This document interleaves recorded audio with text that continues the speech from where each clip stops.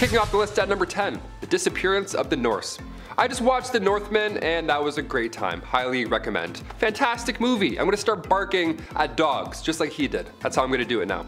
Norse mythology is fascinating yet of course mysterious. They settled in Greenland for over 400 years and they left quite the mark, I'd say, or maybe not as much as we'd think. We look at Norse history as violent and bearded and mighty, but Vikings, they were nice, okay? They invented hockey, they skied, women had a large amount of rights compared to what we often see on this channel, and even today in general. But one of life's greatest mysteries are where Greenland's Vikings went. They seemingly disappeared. The only remains are crumbling church walls that were used for barely 500 years. That's nothing. Archaeologists are still unsure what happened to the Norse population. Maybe it was a plague, maybe it was the Inuit, or perhaps they settled back in Europe. It's really hard to tell. Recent excavations provide hints that they settled in the West, most likely relying on trade to survive, so maybe they just followed the goods. But again, life's greatest mysteries, we have no idea. Number 9, Shroud of Turin.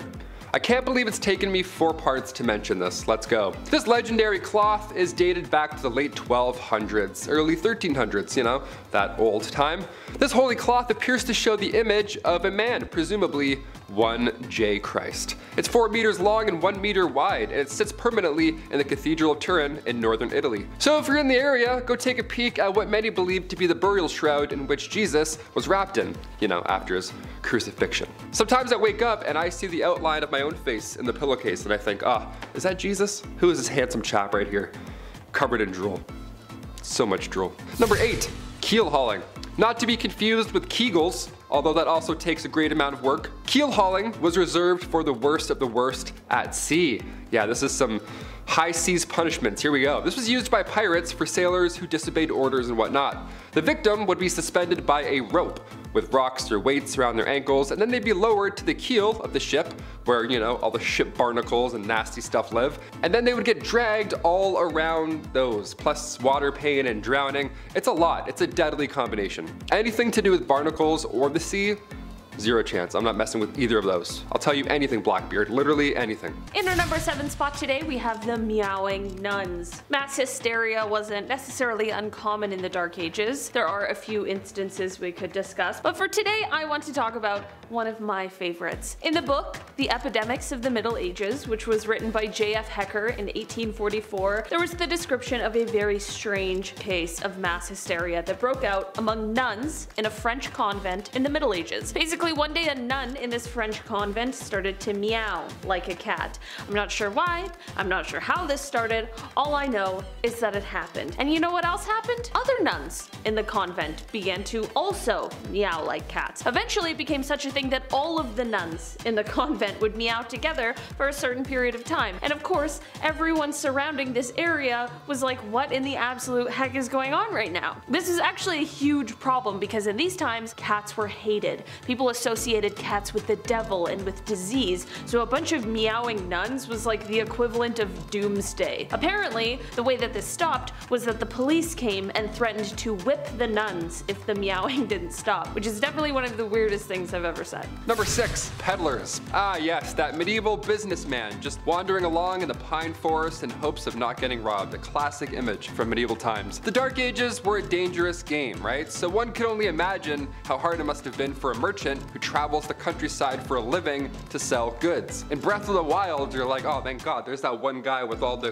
goods that I need. How convenient is this? Awesome. That's not in real life. In the Middle Ages, traveling village to village wasn't an easy task. You couldn't order an Uber and then voila, and unless you were a knight, you probably didn't have a noble steed to take you there. But even so, an outsider showing up to your village to sell goods from a distant land, I don't know, sounds a little sus if you ask me personally. Peddlers were more often than not welcomed with suspicion by locals. Most of the time, peddlers were just accused of being criminals, even if they weren't. Guy shows up, he's like, hey, wanna buy some watches? They're like, you're a robber, you're going away. In our number 5 spot today, we have donations. In the Dark Ages, it wouldn't necessarily be strange to either donate or sell your own urine. Yeah, the market was hot for urine because they used it a bunch during this time in history. Medieval chamber pots would collect all of the stuff from an entire household or public space wherever they were placed, and oftentimes they could later be sold at the local tanner or fuller in town. I mean, talk about an easy way to make some money, but how horrible. The reason this product was so popular is because it was used in a variety of ways. It could could be used to clean clothing, to help with the dyeing process, to tan leather hides, and like I spoke about in a recent video, be used to help in the cotton making process in order to make the material soft and not frayed. While the practical uses make the wholesale process a little less peculiar, it honestly still would just be weird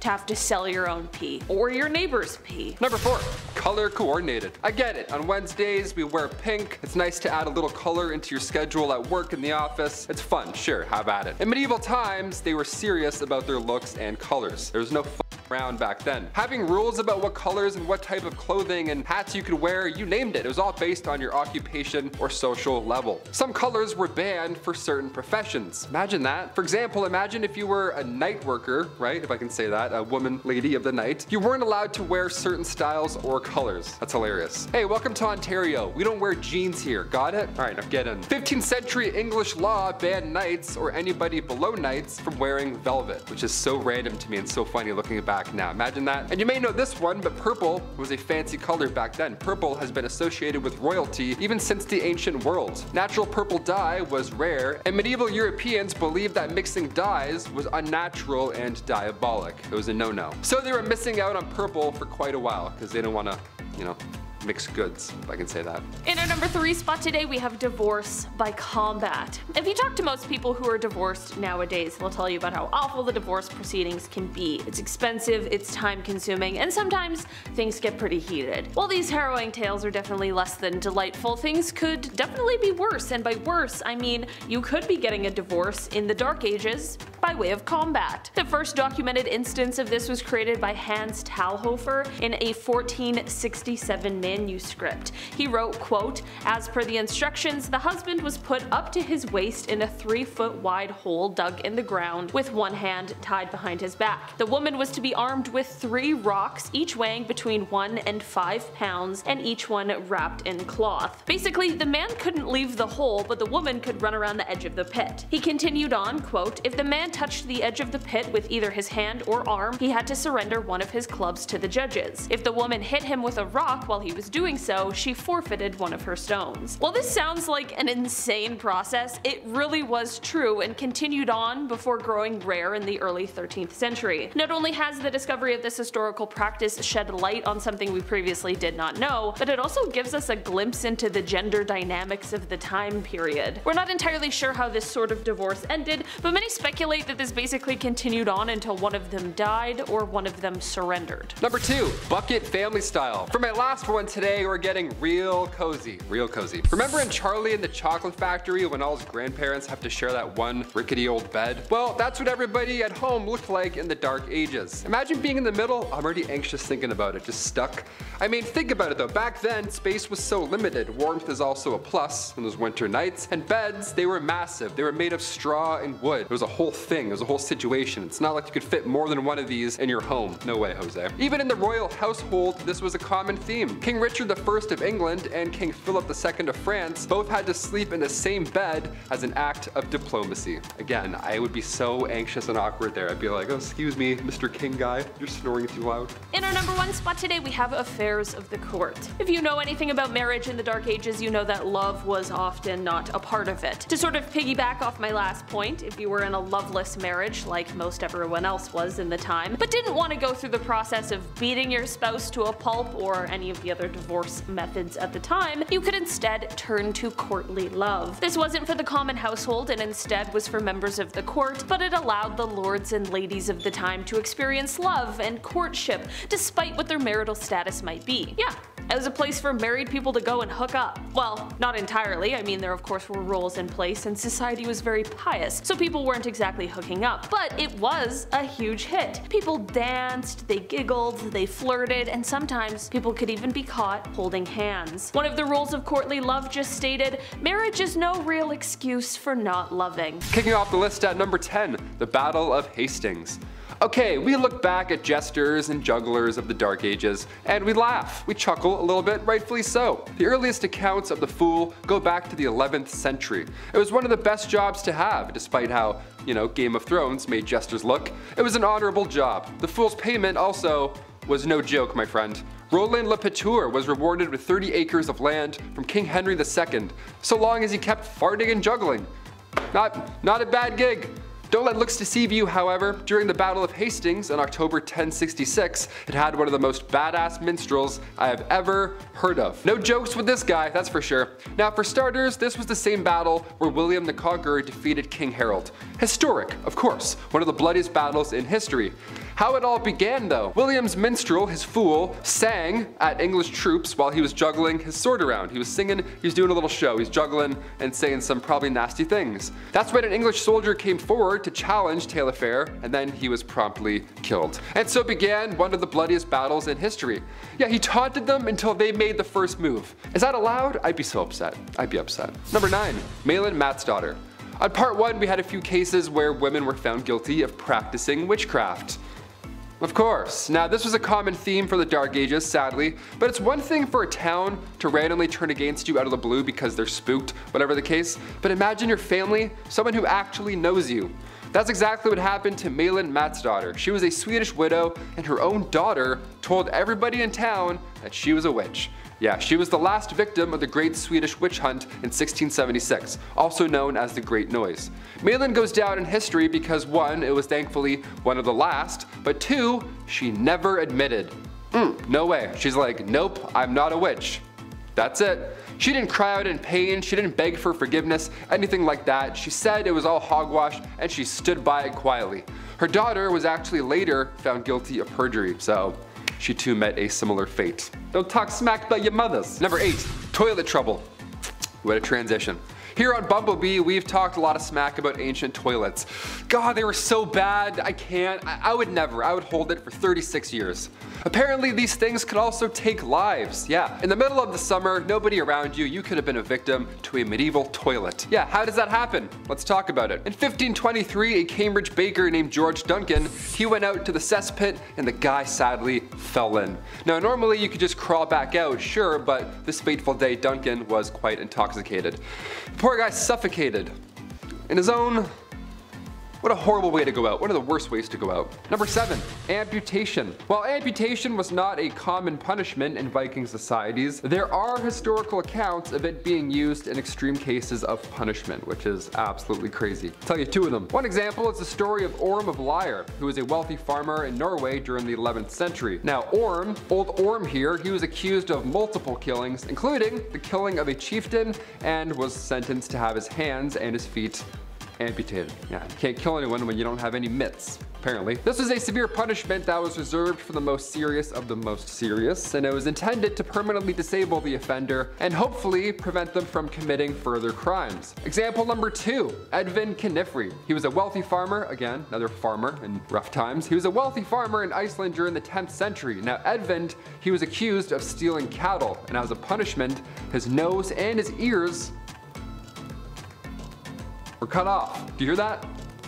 That's Edvin's ears getting cut off. It's horrible. I can't show it, but I can definitely act it. This form of punishment was intended to publicly shame the offender and serve as a warning to others. Yeah, I see Edvin over there. Old non-ear Edvin. That's why you don't steal. Number 6, slavery. Slavery, of course, was a common practice in Viking or medieval societies, and it was often used as a punishment for crimes such as theft, piracy, and debt. As I said earlier, if you steal enough stuff, you owe people far too much. Now they own you. According to the Bjarki laws, a set of Viking era laws governed in 832, I mentioned that earlier as well, individuals who were unable to pay their debts could and will be sold into slavery. Yeah, you gotta pay some way. Vikings also engaged in the slave trade. They captured individuals during these raids and they sold them as slaves in markets across Europe and the Middle East. Slavery was an integral part of the Viking economy, and many Viking households had slaves actively who were performing various tasks such as farming, household chores, and even military service. The treatment of slaves in Viking societies varied depending on the individual owner, but slaves were generally considered property and had few legal rights. Yeah, we don't look at that often when we look at medieval history. We often just imagine guys like me with big beards, you know? Number 5, the ordeal by fire. Also known as trial by fire, this one's a little bit different than being burned at the stake. Dare I say it's a bit worse? I don't know, it's certainly gonna last longer, which is worse in my opinion. This one here was a Viking punishment that involved subjecting the accused, this individual, to a test of endurance, we can call it. They had to walk barefoot over hot coals, or they had to hold hot iron in their bare hands. The belief here was that if the accused was innocent, they would be unharmed by this boiling hot fire, whereas if they were guilty, well then, and only then, would they burn and suffer. This punishment was not unique to Vikings. It was used in various forms throughout history, medieval history. It was huge in medieval Europe. They loved that. They loved ordeal by fires. That was a good time. Ancient India as well, they would perform such a task. However, there's some evidence to suggest that the Vikings may have used the ordeal by fire as a form of punishment and trial. For example, the Icelandic sagas, which are a collection of stories and history from medieval Iceland, they describe the use of ordeal by fire in legal proceedings, which, again, imagine being born in that era. Like, this is what you have to go and watch. I can't even watch UFC. I can't watch this guy burn. Are you kidding me? In one story, a woman was accused of adultery, and then she was forced to walk barefoot over hot coals as part of her trial. Yeah, she emerged unharmed and was declared innocent, believe it or not. I choose not to believe that. I believe her feet were absolutely f***ed, but hey, who am I? Number 4, getting even. Taking another's life. Yeah, can't get much worse than that, can it? Nowadays, if you kill somebody, it's a bit different. Now you'll get out early with good behavior, and then Netflix will do 4 miniseries all about you. Yeah, nice. You get your own Netflix special. Love it. Back in the Bjarki laws in the medieval Viking era, taking another's life was considered one of the most serious crimes, and the punishment for doing so varied depending on the circumstances of the crime. But, well, it was all bad, wasn't it? Back then, if the killer was caught in the act, they could be killed, well, on the spot by the victim's family or by the community. Over in 14 minutes flat, everyone goes home. No trial, nothing. If the killer was caught after the fact, they were typically subjected to a fine known as a weregild, which was paid to the victim's family as compensation for the loss of their dearly loved one. And if the killer was unable to pay the fee, they could be subjected to other forms of punishment, including exile or even execution. Exile was brutal as well. You were declared an outlaw, then you were banished from Viking society with no legal protections or rights. This often led to you living in the wilderness, and that's terrifying, and that's lonely, and that lasts a while, and that's horrific. In some cases, the victim's family could also choose to enact vengeance on the murderer themselves rather than relying on the legal system. This could lead to a cycle of violence and revenge known as a blood feud that could last for generations. That's crazy. That sounds like it's something from a Batman comic. A cycle of revenge that could last generations? My god, let it go, Bruce. Number 3, treason. Treason was defined broadly, and it could include acts such as plotting against the king or queen, engaging in rebellion or insurrection, or providing aid to the enemy during wartime. Don't be a little snake, basically. Just don't do any of the above. The punishment for treason varied depending on the specific circumstances of the crime and which country it was committed. Now, this one's quite broad. You never know where you're gonna get, basically. In some cases, the punishment could be as bad as getting hanged or drawing and quartering, which, if you don't know, that would involve you being hung and then accused until nearly dead, and then disemboweling them and cutting off their limbs before displaying the body parts publicly as a warning to others. So it's the worst thing you've ever heard, pretty much. In other cases, the punishment for treason could include imprisonment, which is the most normal sounding thing on this list, banishment, or simply a fine. Yeah, here you go, I'm gonna write that for you. Don't do that again. In some cases, the accused might be given the opportunity to plea for mercy and be granted a lesser punishment. I would plea so hard. I'd be the most pleasant, hard-pleading peasant in all the land. That would be over so quick. I would beg. The severity of the punishment for treason reflected the belief that the crime was a threat to the stability and security of the state, and you can't really f with that. Medieval society highly valued loyalty to the monarch and the state, and acts of treason were seen as a direct challenge to all of this loyalty. So as a result, treason was punished harshly in order to deter others from committing anything similar. Yeah, don't f with medieval times anywhere, anytime, anyone, at all. Period. Number 2, rats. In medieval times, rats were often seen as a symbol of disease and filth, and they were blamed for the spread of epidemics such as, you know, the Black Death, stuff like that. Gross little hairballs. As a result, rats were sometimes used in punishments in order to deter others from committing crimes because, well, they're disgusting. Nobody wants that to happen to them, right? One common punishment was to tie a rat to a person's body, place a metal bucket over top, heat up said bucket so the rat is then forced to burrow into the victim's flesh to escape. Pretty horrible, but it gets worse. Other punishments involving rats included throwing rats at a person's face, which kind of hilarious, kind of horrible, or forcing them to eat a live rat. Both of these sound like fear factor challenges. That is insane. You get caught stealing now, you have to eat a rat. Can you imagine that? So gross. I would rather do the time than have a rat get hucked at my face. Thank you so much, Judge. And finally, number 1, the cupbearer. We'll finish with one of the worst jobs to have in medieval times. This one's not a punishment per se, but it's too funny to leave out. This job would make me so anxious, oh my gosh. In medieval times, a cupbearer was a highly trusted servant in a noble household or court. Now the cupbearer was responsible for the care and presentation of the lord or milady's beverages, ensuring that they were of high quality and served in appropriate vessels. Vessels where you can do this a lot. I know kings and queens like to do this a lot when they're giving their monologues. The cupbearer was also responsible for monitoring the lord or lady's health, as their beverage could be laced with, you guessed it, poison. Yeah, gotta watch out for that, I hope. The cupbearer was often a position of great influence and power, as they, of course, had access to the lord or lady at all times, and could potentially use their position to manipulate history and gain favor with the ruling class. That would suck one day, wouldn't it? You take a sip and you're like, oh, that's actually poison. This one's my last shift. That really sucks. Didn't think that would happen today. Number 10. Nightman. Now, the name Nightman sounds pretty cool, doesn't it? If you're part of the Nightmen, you might be a guild that watches over the dark, you know, protecting people like a superhero team, fighters of the day man, master of karate and all that. Well, if only life were that cool. No, you definitely would not want to be a Nightman. A Nightman was a very polite name for a job that boiled down to guy who cleaned human feces out of the cesspit. Yeah. You ever use a septic tank and thought, wow, this is prehistoric technology? Well, imagine a medieval precursor to a septic tank, if you will, and you've got yourself a cesspit. Easily one of the crappiest jobs in human history.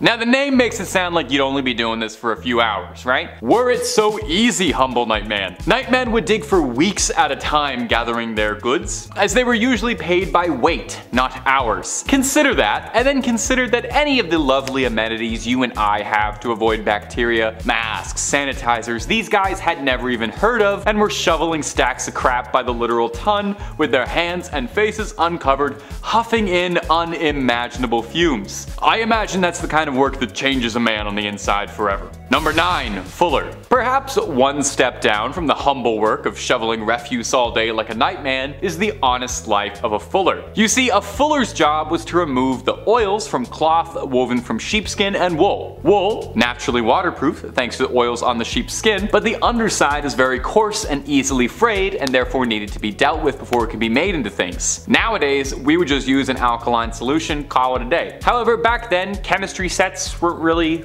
available, so you'd have to make do with what you had, right? And what better source of natural alkaline than in pea? Specifically old pea, nice and stale. We're looking for that burnt sienna orange. So the fuller takes the woven wool and cloth, soaks it in a nice giant tub full of old pea, and then stomps on it like you're crushing grapes for wine, except it's not at all like you're crushing grapes for wine because you're stomping on wool full of old pea. It was fairly common as well for fullers to source their own alkaline solution, for lack of a better word. There was no royal distributor of old pea. You couldn't stroll up to the pea man, so they'd have to scrounge and collect it themselves, and if that meant heading to public toilets and private homes, knocking on the front door with their hands held open for a big handout, you know, every drop counts.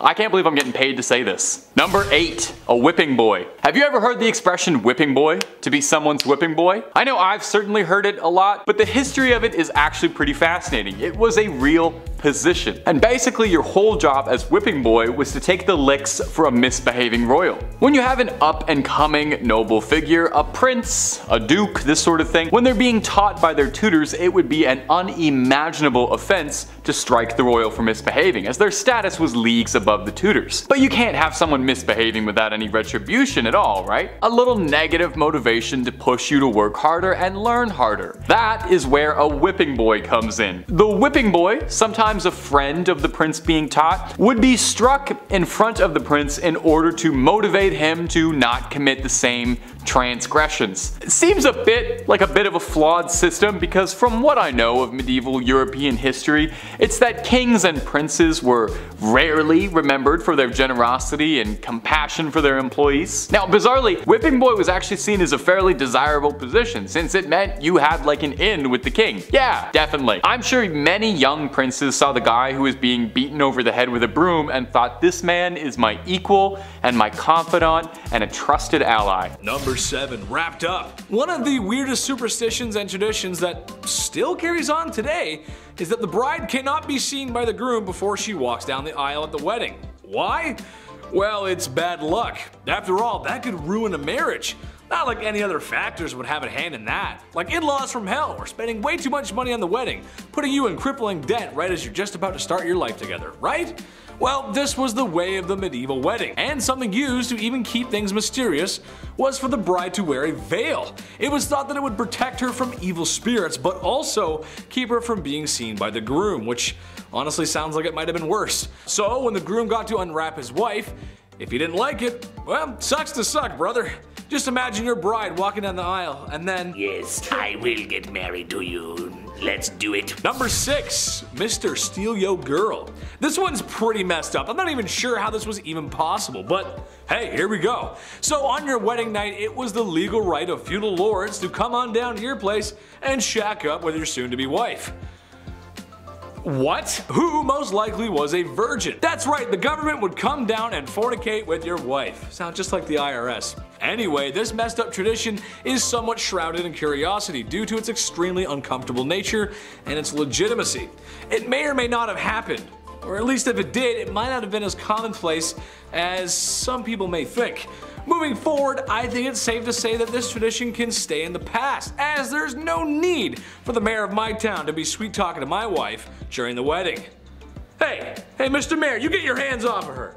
Number 5, Mamma Mia. The best man at your wedding was most likely the groom's best friend who he most likely met in college and probably was part of his fraternity. And when given the mic to make a speech that was slightly inappropriate for younger audiences, the most common words of his vocabulary were probably bro and dude.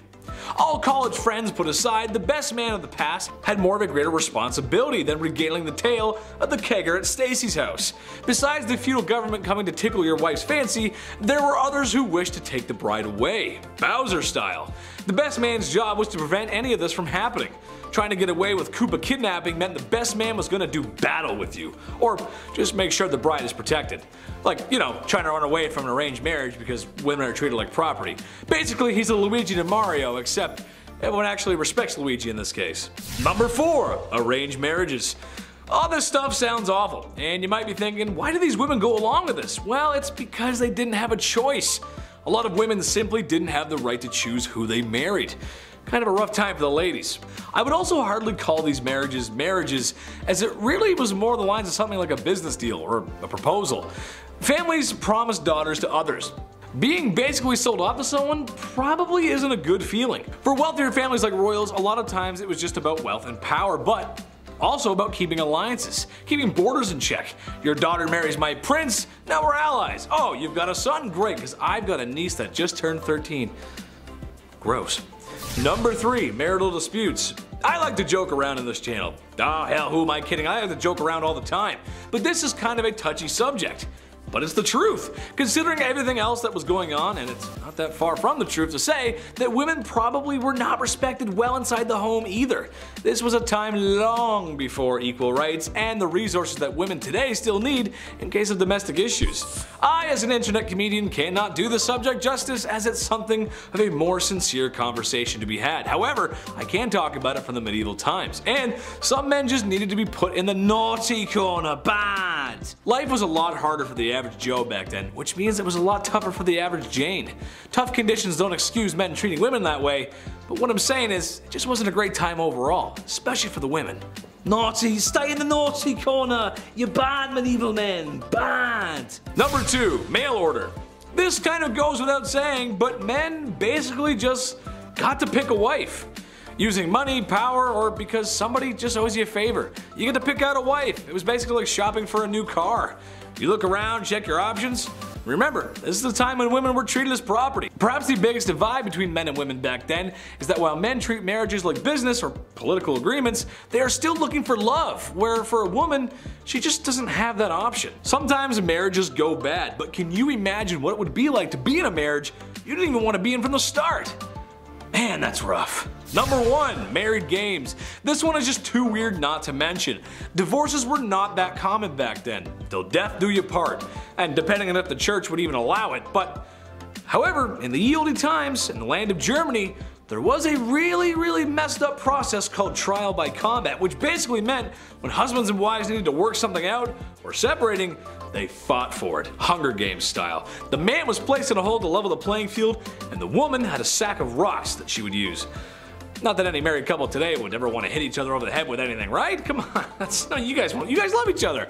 And when this display of happy matrimony was finished and a winner was declared, the other had their light snuffed out. In a nutshell, the only way to divorce or remarry was if your spouse ceased to exist.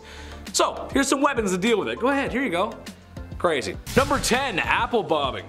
Okay folks, time to paint a picture for you. I love doing this.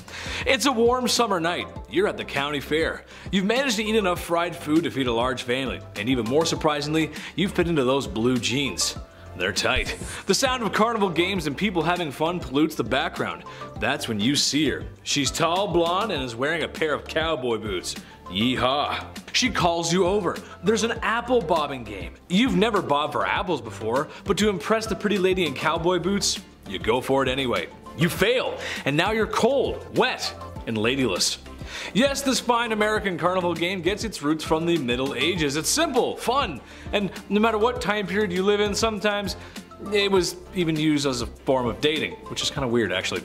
Names were written on the apples, kind of like speed dating, and then you'd bob for them and then you'd go off of whoever's name was on the apple. I've done it before. I'm not very good at apple bobbing.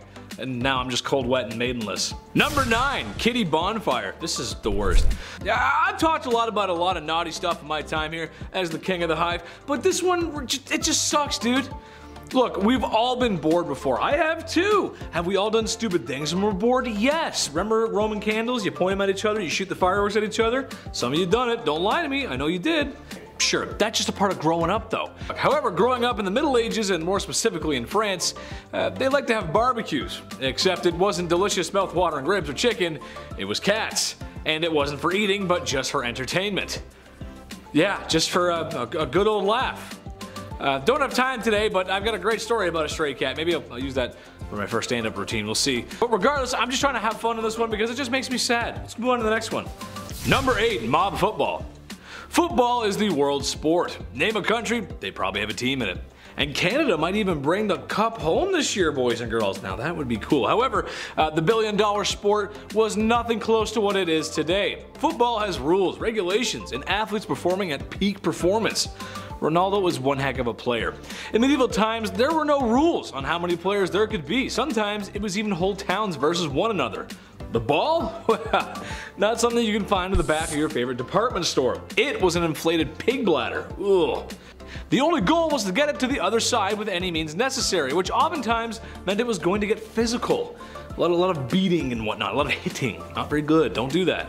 I'll stick not playing that sport, thanks. Number 7, Shroud of Turin. The origins of the Shroud of Turin, a piece of cloth that bears the image of a one Jesus Christ, a crucified man, shrouded in mystery it seems. According to tradition, the shroud was used to wrap the body of, again, one Jesus Christ after his crucifixion, and many Christians believe this right here to be the burial cloth of Christ. I pointed like I actually have it here. I don't have it here. I wish I did. That would be great. We get a lot of likes, but no, it's over there. However, its authenticity is the subject of ongoing debate, of course, because, I mean, who really knows? The shroud first appeared in historical records in the 14th century, and it's been housed in Turin, Italy, since the late 16th century. Again, that's a pretty mighty piece of cloth right there. Next national treasure. Nicolas Cage has to grab that and put it in his pocket like a cowboy. Number 6, John Cabot's fate. John Cabot, he was an Italian explorer who sailed under the English flag, and he's known for his voyages to North America in the late 15th century. His final voyage in 1497, this was intended to establish English trade and settlements in the New World. But Cabot, he set out with a small fleet of ships from Bristol, England, and he sailed along the eastern coast of North America. However, something happened. He encountered difficulties, I guess one could say, including rough weather and a mutiny among his crew, which is much worse than a storm, I would say. And his fate remains unknown to this day. That rhymed, Dr. Seuss, love it. Some historians believe that Cabot may have perished at sea, while others speculate that he may have made it back to England and then died there. So, how did he go? Was he eaten? Who knows? Who really knows? Number 5, the plague. Yes, we just lived through one of these. Isn't that neat? Can't wait to tell my kids about that one. Plagues are everywhere throughout history. Some are short, some are impossibly incredibly long. The bubonic plague arrived to medieval England in 1348. Now the death toll here, it was devastating. I mean, we put up some crazy numbers in the last few years, don't get me wrong, but in the Dark Ages, the bubonic plague took out almost half of England's population. That's insane. They didn't even have Uber back then. You're like, how? How did that happen? Back then, the plague was a bacterium now known as Yersinia pestis. Symptoms were jarring, to say the least. There were lumps in the armpits and or, groin area. Not fun. Black spots would appear all over your body. It was uncomfortable, and it was noticeable, definitely to say the least, that you were plagued out. Almost all that were infected died within 3 days, more often than not without a fever. Just randomly, boom, done. The drop in the population resulted in a widespread of wealth. That's, I guess, a bright side? Not really. Workers were demanding higher wages, farmers were demanding lower rents, and the poor got expendable income. Sounds a little familiar, dare I say. Number 4, Greek fire. This one's absolutely crazy. Greek fire was a weapon used in medieval times. It was particularly used by the Byzantine Empire, and it was known for its ability to burn even when submerged in water. Yeah, almost like magic, some would say. Some scary, hot magic. The composition of Greek fire was a closely guarded secret, but it was known to be a highly flammable liquid that could be projected from tubes onto enemy ships or soldiers. So yeah, they would just blast liquid lava at you, and then they're like, yeah, war's done, just like that. Like in Game of Thrones, where it's just green fire. It was kind of like that. Greek fire was often used in naval battles and set enemy ships ablaze in 4 minutes or less, and its use was a significant factor in the success of the Byzantine Navy. The exact ingredients and recipe for Greek fire, like I said, they have been lost to history, and its composition remains a subject of debate and speculation among historians. Let's hope we don't find this one. I don't know, let's find some pharaohs, mummies, tombs, treasures. That's great. Some guy's like, oh, the recipe for liquid lava that we can shoot at people. Awesome, let's do it. Number 3, the Vinland map. The Vinland map. This one's fun to all the toptographers, map people. This one's for all the map fans out there. The Vinland map is a medieval map that depicts parts of North America, including a region known as Vinland. Not to be confused with Vineland. That's pretty good. That's a fun one. Vinland is believed to have been visited by the Norse explorer Leif Erikson around the year 1000. Now the map was first discovered in the 1950s, and it's believed to date back to the 15th century. Buster Rhymes, I'm like, however, its authenticity has been the subject of ongoing debate among scholars and historians because, it's like Atlantis. Some have argued that the map is a forgery, while others believe that it's a genuine medieval artifact, like the Shroud of Turin with, Jesus' selfie. This is amazing. I have to say, I believe this was once a real place. Sure, why not? The amount of pharaohs and leaders, dictators, all these people throughout history lost in books that have been burnt. Of course, there are places and maps that have also been lost to history. Or maybe I've watched too many National Treasure movies. Could be the latter. It's probably that too. Number 2, the Dancing Plague. All right, this one's fun. Hit that like for Step Up 2 fans. This one's gonna be real sick. July 1518, one of the most bizarre dance circle / plague events, who knows really, in medieval history went down. It was the craziest dance circle all of history, I have to admit. The Dancing Plague. Yeah, why can't this be the plague that comes back now? Why it had to be the one that was gross, everyone's coughing on each other? Why could we all just be popping and locking in the streets in 2020? Would have been way better. The town of Strasbourg was calm, cool, and collect one summer, back in 1518, until out of nowhere, one woman began to dance, or convulse, uncontrollably in the streets. Others soon joined her, which is the weird part, and eventually over 400 people were all dancing the days away, or convulsing, one of the two. It's really tragic. See, this was not a good time. It's, we call it the Dancing Plague, like, oh, they were all dancing in the street. No, it was a nightmare. People were like seizing on the ground. Seizing? People are seizing on the ground. It was tragic. A good amount lost their lives due to pure exhaustion alone. Authorities, they tried their best to help out the situation. They paid for musicians to perform for them while they convulsed, which is just the thing you need back then. They're like, oh my god, what's happening? Quick. They just played music. They're like, this makes it way better. This is so fun now. No, it was horrible. Everyone was sick. This was a disease. This happened a few times in Europe, believe it or not, between the 14th and 17th centuries, and we still don't know what exactly happened. All we know is that it was some sort of illness and that it was not like Step Up 2. Apparently it was not sick, nor 3D, nothing like that. And finally, number 1, no insults. This one here is great. This would change the game today. If we brought this one back, so good. I can't whistle, but It'd be like that. If you hurled insults at somebody back in medieval times, they were entitled to compensation, and they could summon everyone else who's around at the time to be a witness. Yeah, if you spoke bad of someone during the Viking Age, even if the person wasn't there, it could ruin their reputation. And because of that fact, you now need to pay them for the possible damages you caused with your words, with your sick, nasty words. It doesn't even matter if the insult was true either. Your reputation was how you gained employment back then. It's how you met friends, and it was really important. It was an important thing not to be messed with. Also, if you insulted one man, apparently you insulted his entire family as well. So it's like that Vin Diesel kind of Fast and Furious family's everything vibe, where with one person, they're all coming at you. It was rough. There were some words, however, where a man would be allowed to kill you if you said it. I don't even want to know which words that was. Sometimes you went a little too far spreading lies, so they had to make it a capital punishment. Thou shalt not talk smack. Get out of here. Number 10, medical treatment. Honestly, up until about 1945, medical treatment methods were just awful. Like, you'll find out later in this list, infections were pretty serious. We also know that there was some quackery afoot. Doctors gave treatments that worked and some, well, they just didn't. I however think the worst of the worst was surgery. Any surgery. No anesthetic. Okay, so maybe someone removing a boil might not be that bad, but a very common procedure back in the day was amputation. Whether it was a grievous war injury, sickness, or an accident, when a limb needed to be lopped off, it was going to suck. Bone, muscle, arteries, tendons, just, oh boy, all the juicy stuff that makes me lightheaded. And what makes all the horror fans shriek at night, with delight. Say what you will about healthcare now, but just be thankful it ain't that. Number 9, body carrier. Go to school, get a job, work, and live. It's simple. Here in the Western world, you got options. Maybe you want to be a doctor, a pilot, or maybe even a lawyer. Johnny Depp needs your help right now, so maybe be a lawyer. Call him up. Say, Johnny, I can help you. Well, someone who could have used the help was the body collector. During medieval times, diseases were a big problem. The main culprit, of course, being the Black Plague. Folks were going belly up left, right, and center. The body collector's job was to literally collect the people who perished in their homes and the streets and bring them outside the city. Boy, what a lovely sight, and like I said, the corpses were carried outside of the city. What's more disturbing than that is it was done because there was no space to bury them. Too many.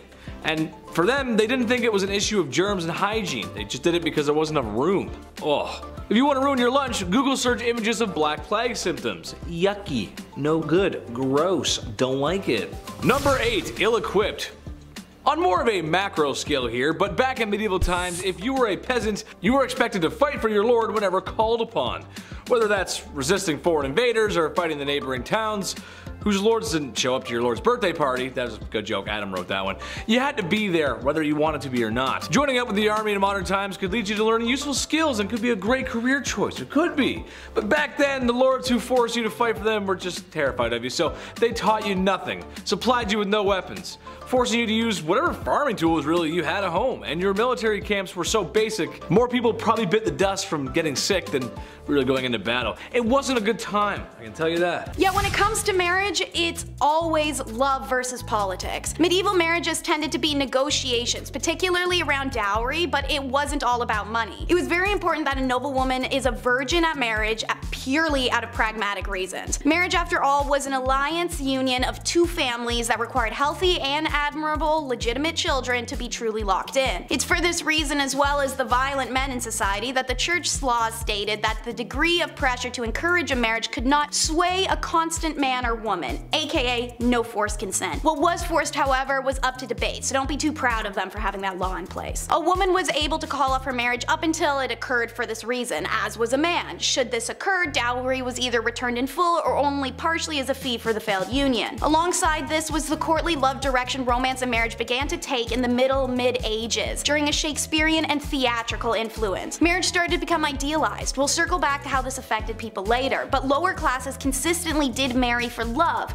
since there's little to be gained materially from marrying for them. For most part, there was no official ceremony. That the social level marriage was more like, hey, we're married now and living together. By 1400 AD, there were actually many laws decreeing marriages needed to start becoming a public affair, and one may wonder how often people did marry in secret. Next up, watch lords try to impress ladies with a lance measuring contest. As mentioned, courtly love and chivalry are important facets of medieval society and culture, and seeing as tournaments and displays of masculinity were centerpieces of this culture, it's no surprise it made its way into courting. By 12th century England, tournaments were in full swing, usually consisting of jousting and melees, a big organized throwdown between knights that were not expected to be dangerous but occasionally resulted in serious injury or death. These tournaments were respectable places to meet potential suitors, and singles flocked to these spots to watch heroic knights joust and parade themselves around while noble maidens looked on adoringly. Some contemporary conservative commentators, as well as the church, however, complained that the tournaments were places of frivolity, scandal, and lust. Buzzkills. Don't worry, if sword fighting isn't your forte, then poetry or songwriting were also popular ways to express your love to a lady. And remember, when meeting a beloved, dress to impress, but not so much that you cause a scandal. Remember, sumptuary laws exist. It'd be pretty embarrassing to be arrested and sentenced on your first date with someone. It was advised that medieval women getting ready for a date should wear their tallest steeple hat and their best dress, and top it off with their finest linen wimple. This helped to elongate the neck. A long neck on a woman was considered beautiful. So was a bunch of other weird stuff that we'll get to in a second. Meanwhile, men should always remember on a date to wear their best gown and hose, which are pantyhose. But as said, don't dress too posh. The sumptuary laws of medieval England, such as the statute concerning diet and apparel of 1363, tried to ensure that citizens did not dress or consume above their social status. These rules included what kind of fur trims could be worn and by whom, colors, hats, patterns, shoes, and all the whole shebang. Check out our video Top 10 Unusual Medieval Laws You Never Knew Existed to learn more about sumptuary laws and laws of fashion. The rules of etiquette will most definitely help you avoid scandal when invited over to the family home of your potential lover, and they were genuinely as follows. 1. Keep your hands clean. Don't stroke the dog or the cat. Be sure to wipe your fingers on the tablecloth instead of licking them. 2. Bones are not to be gnawed, and don't pick your teeth with the sharp irons. 3. Don't eat with a fork. Forks were used to prepare food, but most medieval Europeans thought forks were an odd thing to eat with. 4. Don't eat with a knife either. Many people carried the knives on them on their belt to carve up the food before eating, but don't eat with it. 5. Okay, if it's a liquid, use a spoon. People tended to eat with their hands for everything else. 6. Don't sit too close to the salt cellar. Salt was expensive and associated with prestige, so it's a good dating tip at a big dinner to see who sat closest to the salt cellar. And 7. You can burp, but look up at the ceiling as you do so. And 8. Remember, you must not urinate at the host's premises unless you're staying overnight and it's before bed. Obviously, some of these things like wiping your hands on a tablecloth, eating without a knife, or holding your pee until it's time to go are pretty unusual to us now.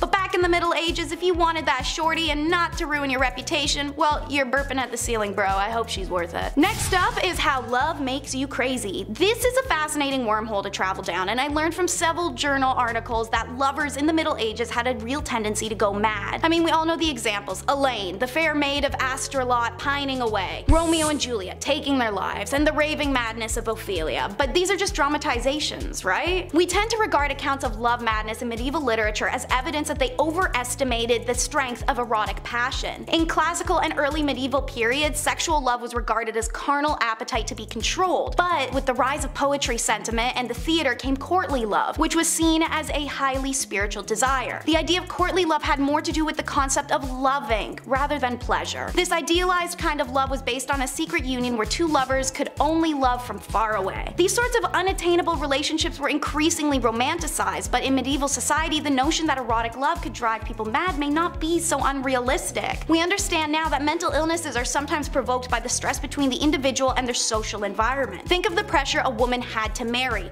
Her whole life is purely based on existing for marriage and childbirth. The headspace created would be incredibly vulnerable to valuing all self-worth off of said marriage. If she had no suitors or faces rejection and begins to start aging out of normal marrying age, these could be detrimental to her mind. Mental illness existed in the past. This level of self-worth being carried by societal pressure that also will punish a woman for her sexuality or existence of it should it be perceived as sinful or unwomanly is unbelievably stressful. So yeah, women primarily would literally be driven insane by marriage and their value being tied up in it. But it's okay to be crazy as long as you're hot, so let's follow these medieval beauty tips. These are actually documented tips I rounded up, so let's run through the list. First, pluck your eyebrows and move your hairline back. A high forehead was considered attractive. One hair removal recipe was a vinegar mixture with ant eggs and ivy. Yum. Second, cancel all your Mediterranean trips. You need to whiten your face. Paleness was considered beautiful, and to achieve this, some women would apply mixtures to their skin such as white lead powder mixed with sheep's fat. Weird. Third, while you're at it, hide those birthmarks and moles with homemade concealer. These blemishes were sometimes associated with witches in the Middle Ages. You may know this from our top 10 unspeakable things women went through in the Dark Ages video. One popular concoction was a face mask of bull's or hare's blood. Fourth, brunette is boring. Go blonde with organic hair dye. Flaxen hair for women was considered the most beautiful. Women who were not blonde could try a hair dye made from stale sheep's urine and saffron. If word of mouth wasn't enough to get these beauty tips to you, rest assured, Daniel of Beccles wrote a popular 13th century etiquette book. Regarding appearance, he said a man's hair should be neatly styled with a beard that was neither long nor shaggy, and nails should be attractive and teeth should be kept clean. How do you keep your teeth clean?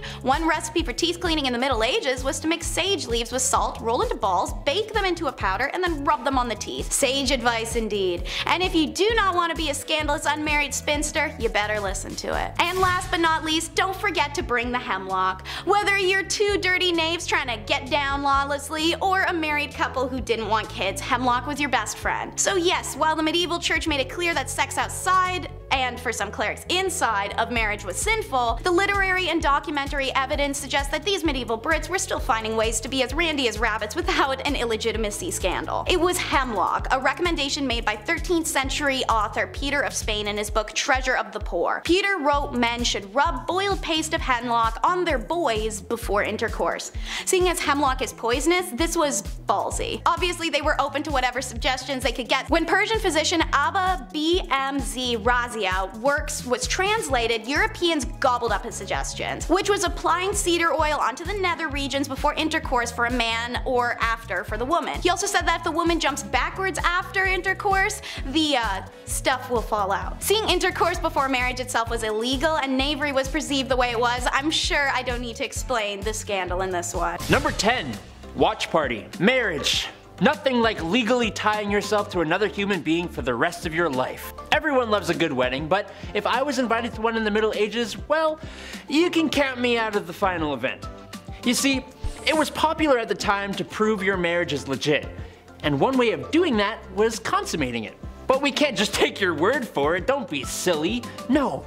Instead, every member of your family, and maybe some members of the court if you're royal, will come with you into the bedchamber to spectate and make sure the deed is done.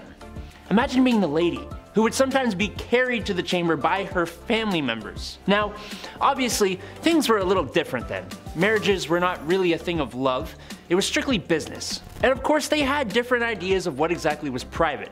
So this is purely from our modern point of view, but I can imagine it was particularly uncomfortable having your least favorite cousin in the room. Number 9. Ivan the Terrible. The first Tsar of Russia. A man who was as cold and brutal as the winters that surrounded him. Ivan had it rough growing up. Both of his parents pulled a Bruce Wayne and passed away when he was very young. Afterwards, he and his siblings were not raised the best. Once described as having nothing but rags to wear, which in that climate must have been awful. So, did little Ivan grow up to be a super rich yet dark hero bent on serving the criminals of the night cold justice, just like his Gotham counterpart? No, he did not. He became wealthy, but awful. Terrible, some might say. There are 100 stories about Ivan and his cruelty, but my favorite is that of St. Basil Cathedral. You know the one. Anytime Russia is shown on TV, it's like a North Pole Christmas onion palace looking thing. You know the one I'm talking about. After it was completed, he had the architect's eyes gouged out so no one could ever build anything more beautiful. Number 8. Red card. Actually, I doubt anyone was given a red card when they played soccer back in the day. It would have just been too difficult to even determine who it was exactly that got the card. The rules of the medieval precursor to soccer were pretty, basic. There basically weren't any. In Shrovetide football, the goals could be a couple hundred yards to miles apart. There were an unlimited number of players, and the only rule literally says that you could use any means necessary to score apart from the actual ending of someone's life. It still happened though, even by accident, because you take every man from your village or even from 2 different opposing villages and you take one leather bladder ball and say, do whatever you can to score. People are gonna get punched, kicked, stomped on, trampled, bruised, bloodied, and de-lifed. This mob football was hated by lords and kings. Edward II, Edward III, Richard II, and Henry IV all tried to have it banned, but, well, have you ever met a football or soccer fan? Number 7, pole vaulting. This is one of the most impressive sports to exist. We do not talk about pole vaulting enough. Pole vaulting is insane.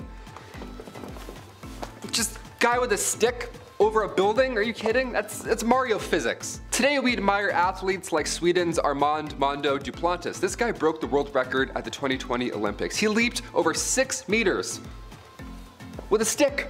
Back in the Dark Ages, however, this was not a sport. No, this was your commute. The day pole vaulting was born was supposedly Christmas Day, December 25th, 1521. A Christmas miracle. Now we have pole vaulting.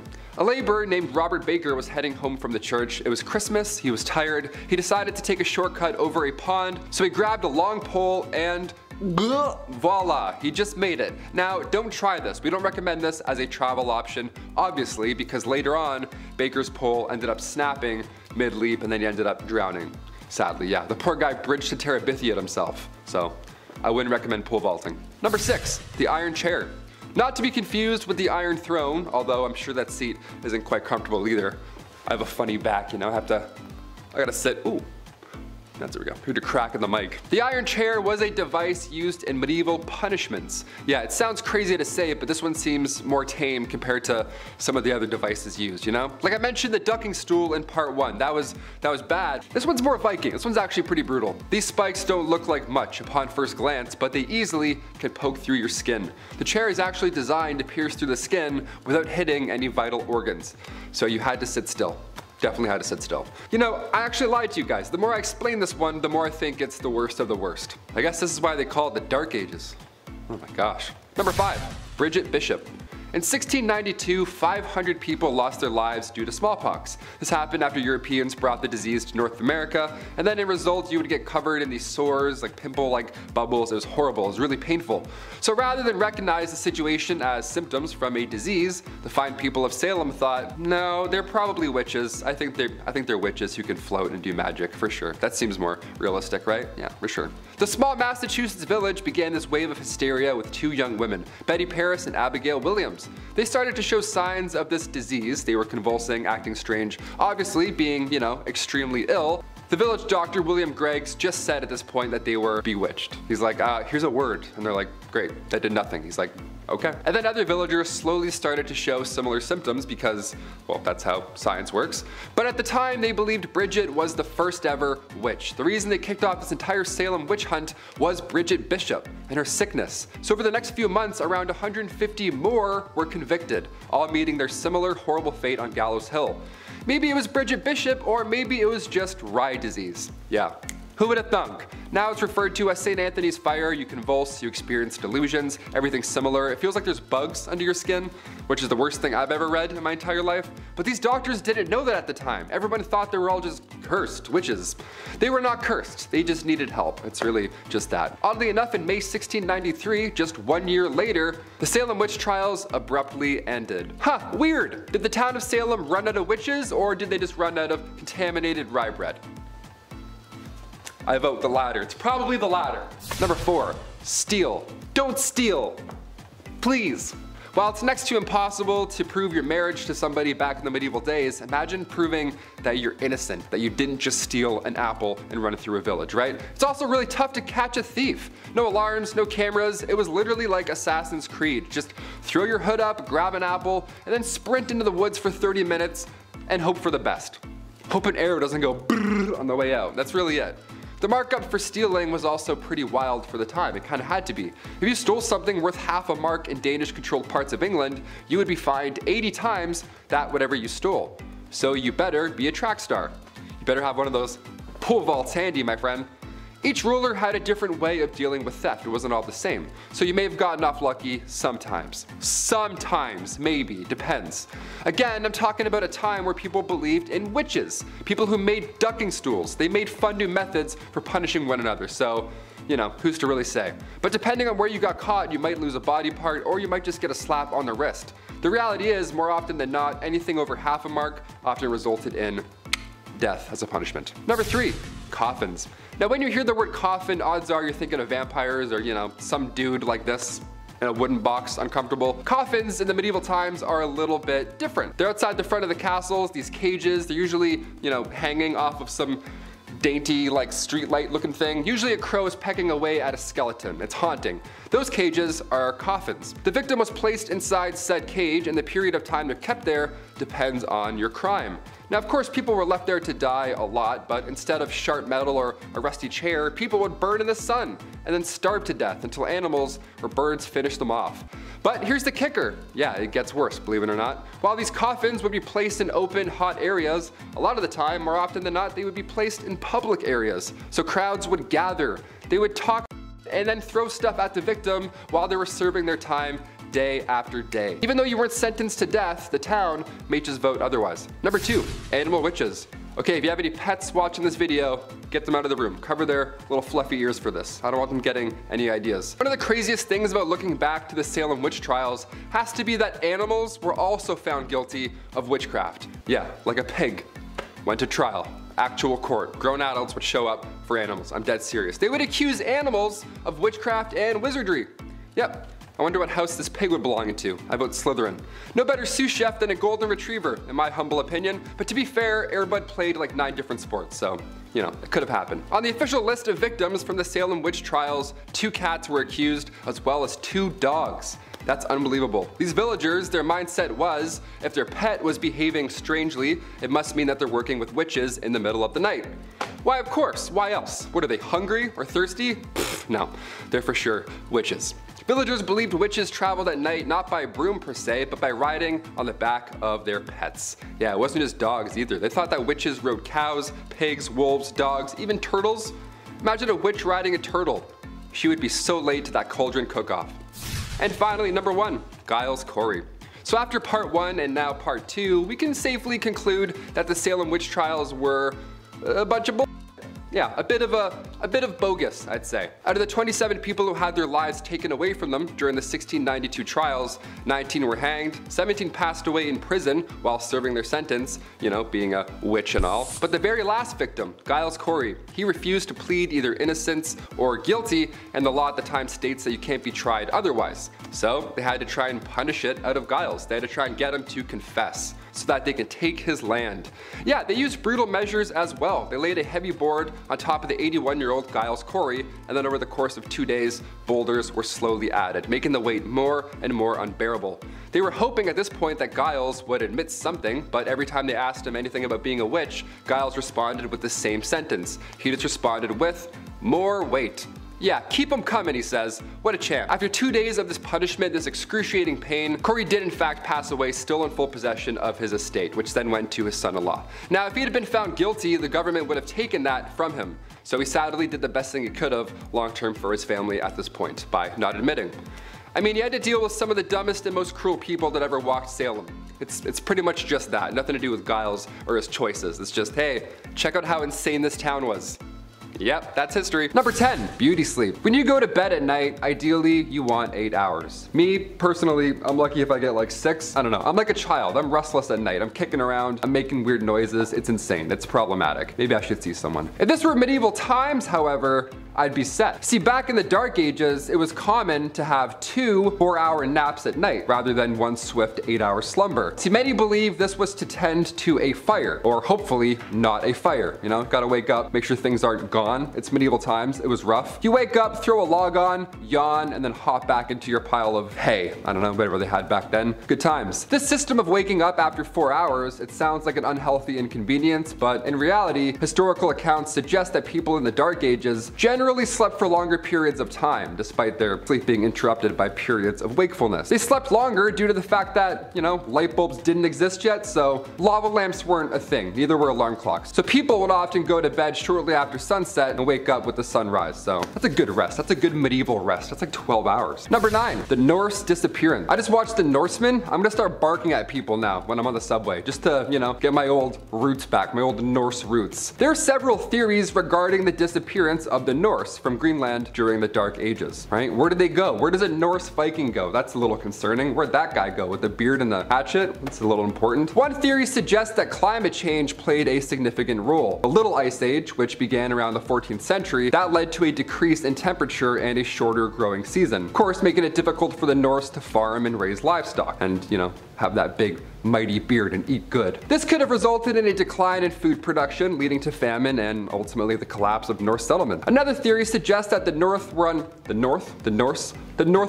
Another theory suggests that the Norse were unable to adapt to the harsh conditions of Greenland. The Norse were used to living in more temperate climates, and the extreme conditions of Greenland could have been too difficult for them to endure. They're a little too hot for comfort. Finally, there's a theory that the Norse were driven out by the Inuit, who had been migrating into Greenland around the same time as the North. So a little bit of a beef happened there, a little West Side Story with Vikings, if I may. The Inuit were skilled hunters and fishers, and their presence could have put pressure on the North settlement, ergo war. But it's likely that the combination of these factors contributed to the disappearance of the North altogether, so exact reason, that's still a mystery. I vote the Inuit though. There's probably some beef. There's probably some settlement beef. Number 8, Green Children of Woolpit. Now this is a medieval story that tells the tale of 2 children who randomly appeared in the village of Woolpit in England, but they showed up with green skin and they spoke an unknown language. So aliens confirmed, for sure aliens. I wouldn't even open that door. The children were taken in by a nice local landowner, and although they were initially very distressed and refused to eat any human foods, they eventually adapted to their new surroundings. Again, green children, didn't speak English, aliens.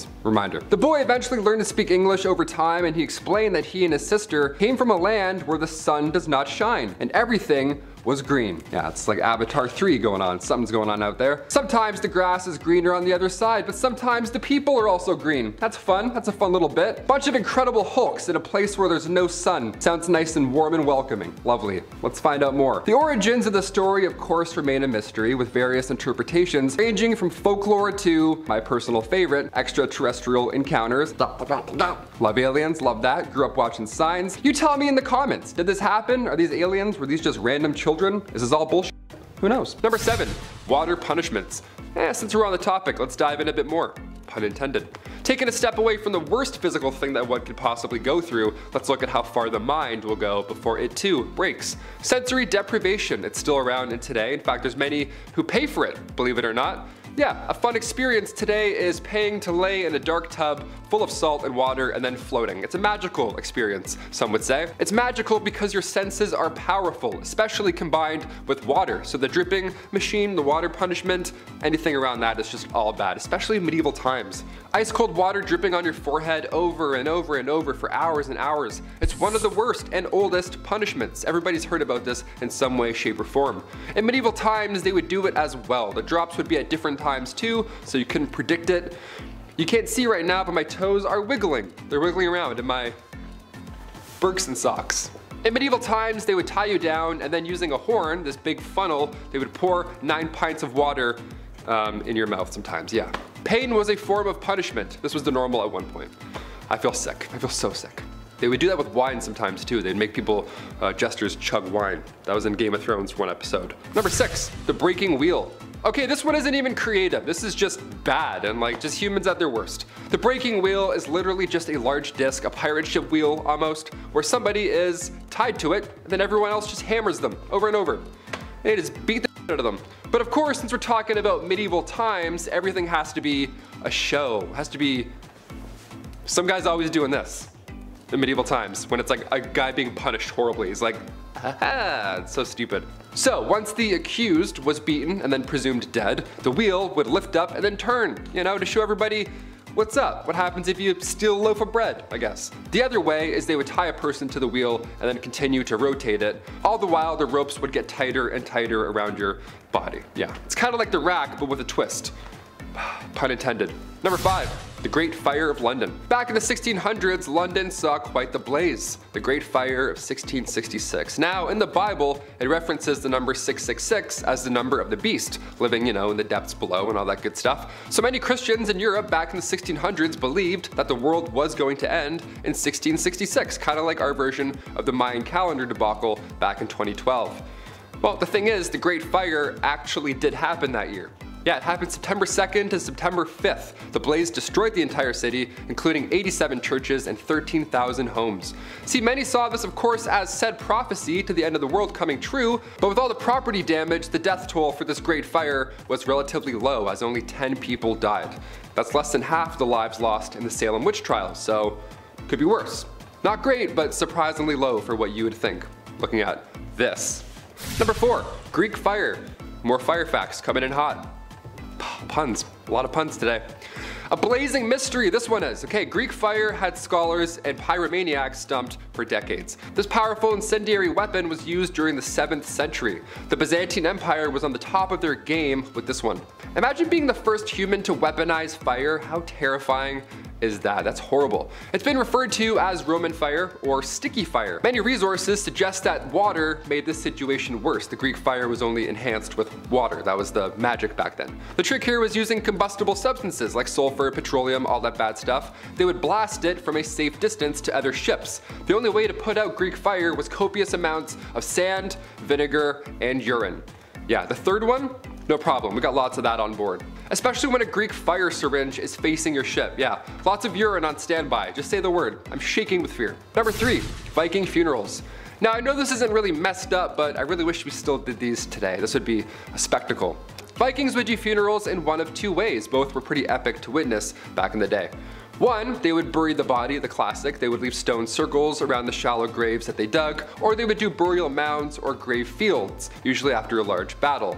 Vikings were pagan, so they believed that the more smoke during a cremation, the better. That was their way of reaching the afterlife. Again, beautiful, ceremonic, that's not a word. Boats also symbolize safe passage to said afterlife in Norse mythology, so Vikings would shape these stones around the grave like a ship, or these mounds would be shaped like a boat of some sorts. How beautiful is that? But high-ranking Norsemen, they would be buried with their boats. In 834 AD, the Oseberg ship burial honored two women. This ship vessel was 70 feet long and 17 feet wide. There's 15 oars on each side. It was quite the spectacle. It was discovered in Norway on a farm. So the whole shooting an arrow while they're at sea thing, yeah, it wasn't as common as we believe. Because if you missed, you just gave away the Oseberg. And you botched a funeral at the same time. Way to go. So more often than not, they would do these ceremonies on land with the arrow and the fire. Which is good news for me, because I have terrible aim. If I was alive back then, I would have missed every time. Number 2, not so great flood. This one is most likely how we'll meet our collective demise. I'm gonna call that. Back in the 1500s, German mathematician and astrologer Johann Stoffler predicted that a great flood would cover the world and result, of course, in the death of humanity as we know it. Haha, great. He even pinpointed a date. How specific is that? We love warnings. We love heads up here. The date was apparently February 25th, 1524. This was when all the planets would be aligned under Pisces, a water sign, so naturally they thought there would be a large flood. I see the connection, I get it, I'm not totally off board here. Soon after he made said prediction, hundreds of pamphlets were spread around warning of this great flood, and as you can imagine, this caused a lot of panic. A German nobleman believed this, maybe a bit too much, so he gathered all of his resources to build a 3-story ark. Yeah, he went full on Noah for this doomsday prediction. The guy had a 3-story ark built. The amount of effort in that, come on. In the end though, thankfully, when the day of February 25th, 1524 arrived, it did rain, but it was a light one at most, so there's no flooding going on here. Not yet, at least. And finally, number 1, the green-skinned children. This legend comes from the village of Woolpit in Suffolk, England. The story goes that in the 12th century, 2 children, a brother and a sister, just suddenly appeared in the village. Out of nowhere. And as their name suggests, they had green skin. Not blue, they weren't avatars. I looked, I checked twice. So obviously my first thought is aliens, for sure. When the children were first found, they were acting kind of sketchy, they seemed nervous, and were seemingly speaking gibberish. To be fair, they were discovered near a wolf pit, so that could explain the nervousness, right? But also, and most importantly, they were green. We're gonna focus on that one today. After they were found, they were taken back to the home of Sir Richard Decane, where he of course offered them food, water, and shelter, all that good stuff. But they were all set. Yeah, and apparently they refused to eat. What's going on here? The only thing they decided to eat over the next few days were green beans that they consumed straight out of the ground. Yeah, raw, there we go. A couple of green beans, eating green beans. What a sight. As the children lived with Richard over the following years, he taught them how to speak, and once they had the English tongue down, they told Richard that they're actually inhabitants of the land St. Martin, who is regarded with peculiar veneration in the country which gave us birth, and that they only vaguely remember what happened before they arrived on our planet. So yeah, they're from another planet, and not a lot makes sense here. They're with their father hearing the St. Edmund's bell chiming, and then all of a sudden they were just teleported to this field in England. So, parallel universes, I guess they're real too. Who knew? That's what you get on a part 4. Kicking off the list at number 10, an arming squire. Being a knight. Okay, obviously this sounds cool on paper. They have the sword, they have the horse, the flowing lady, the gal on the back of said horse. They're saving the damsel in distress or something, right? Sometimes they lose a hand like Jaime Lannister, but that's just what being a knight is all about, right? Also, spoiler alert, if you haven't seen Game of Thrones 9 years ago. It wasn't always a fairy tale epic being a knight. First of all, this process starts when you're 7 years old as well. So you would be given to a noble to learn for 7 years, and then at age 14, you became a squire. Ah yes, a noble squire. We've heard this term before. What do they do? Well, it's a knight's intern. Yeah, not an ideal job to have when you're young, but it's a job nonetheless. Also, you had no choice, so you had to do it. Welcome to the Middle Ages. Arming squires, they had a lot of responsibility. Arming squires would repair a knight's armor while they were still wearing it. Yeah, how fun is that? Oh, which buckle was it? Ah, yes, that one. Yeah, fixing up chainmail on a grown man's thigh. Not ideal. Welcome to the Dark Ages. Pretty dark. Also, after these epic, messy battles, arming squires would have to clean everything off of their armor. Yeah, everything. A lot of yuck going on in that business day. This was long before Dawn soap was also a thing, so they had to clean with urine. Yeah, gross. So gross. It gets worse and worse. Welcome to the Dark Ages. Number 9, Plague Bearer. Yep, this one's as awful as it sounds. The title of this one really gives it away. The hot summer of July 1665.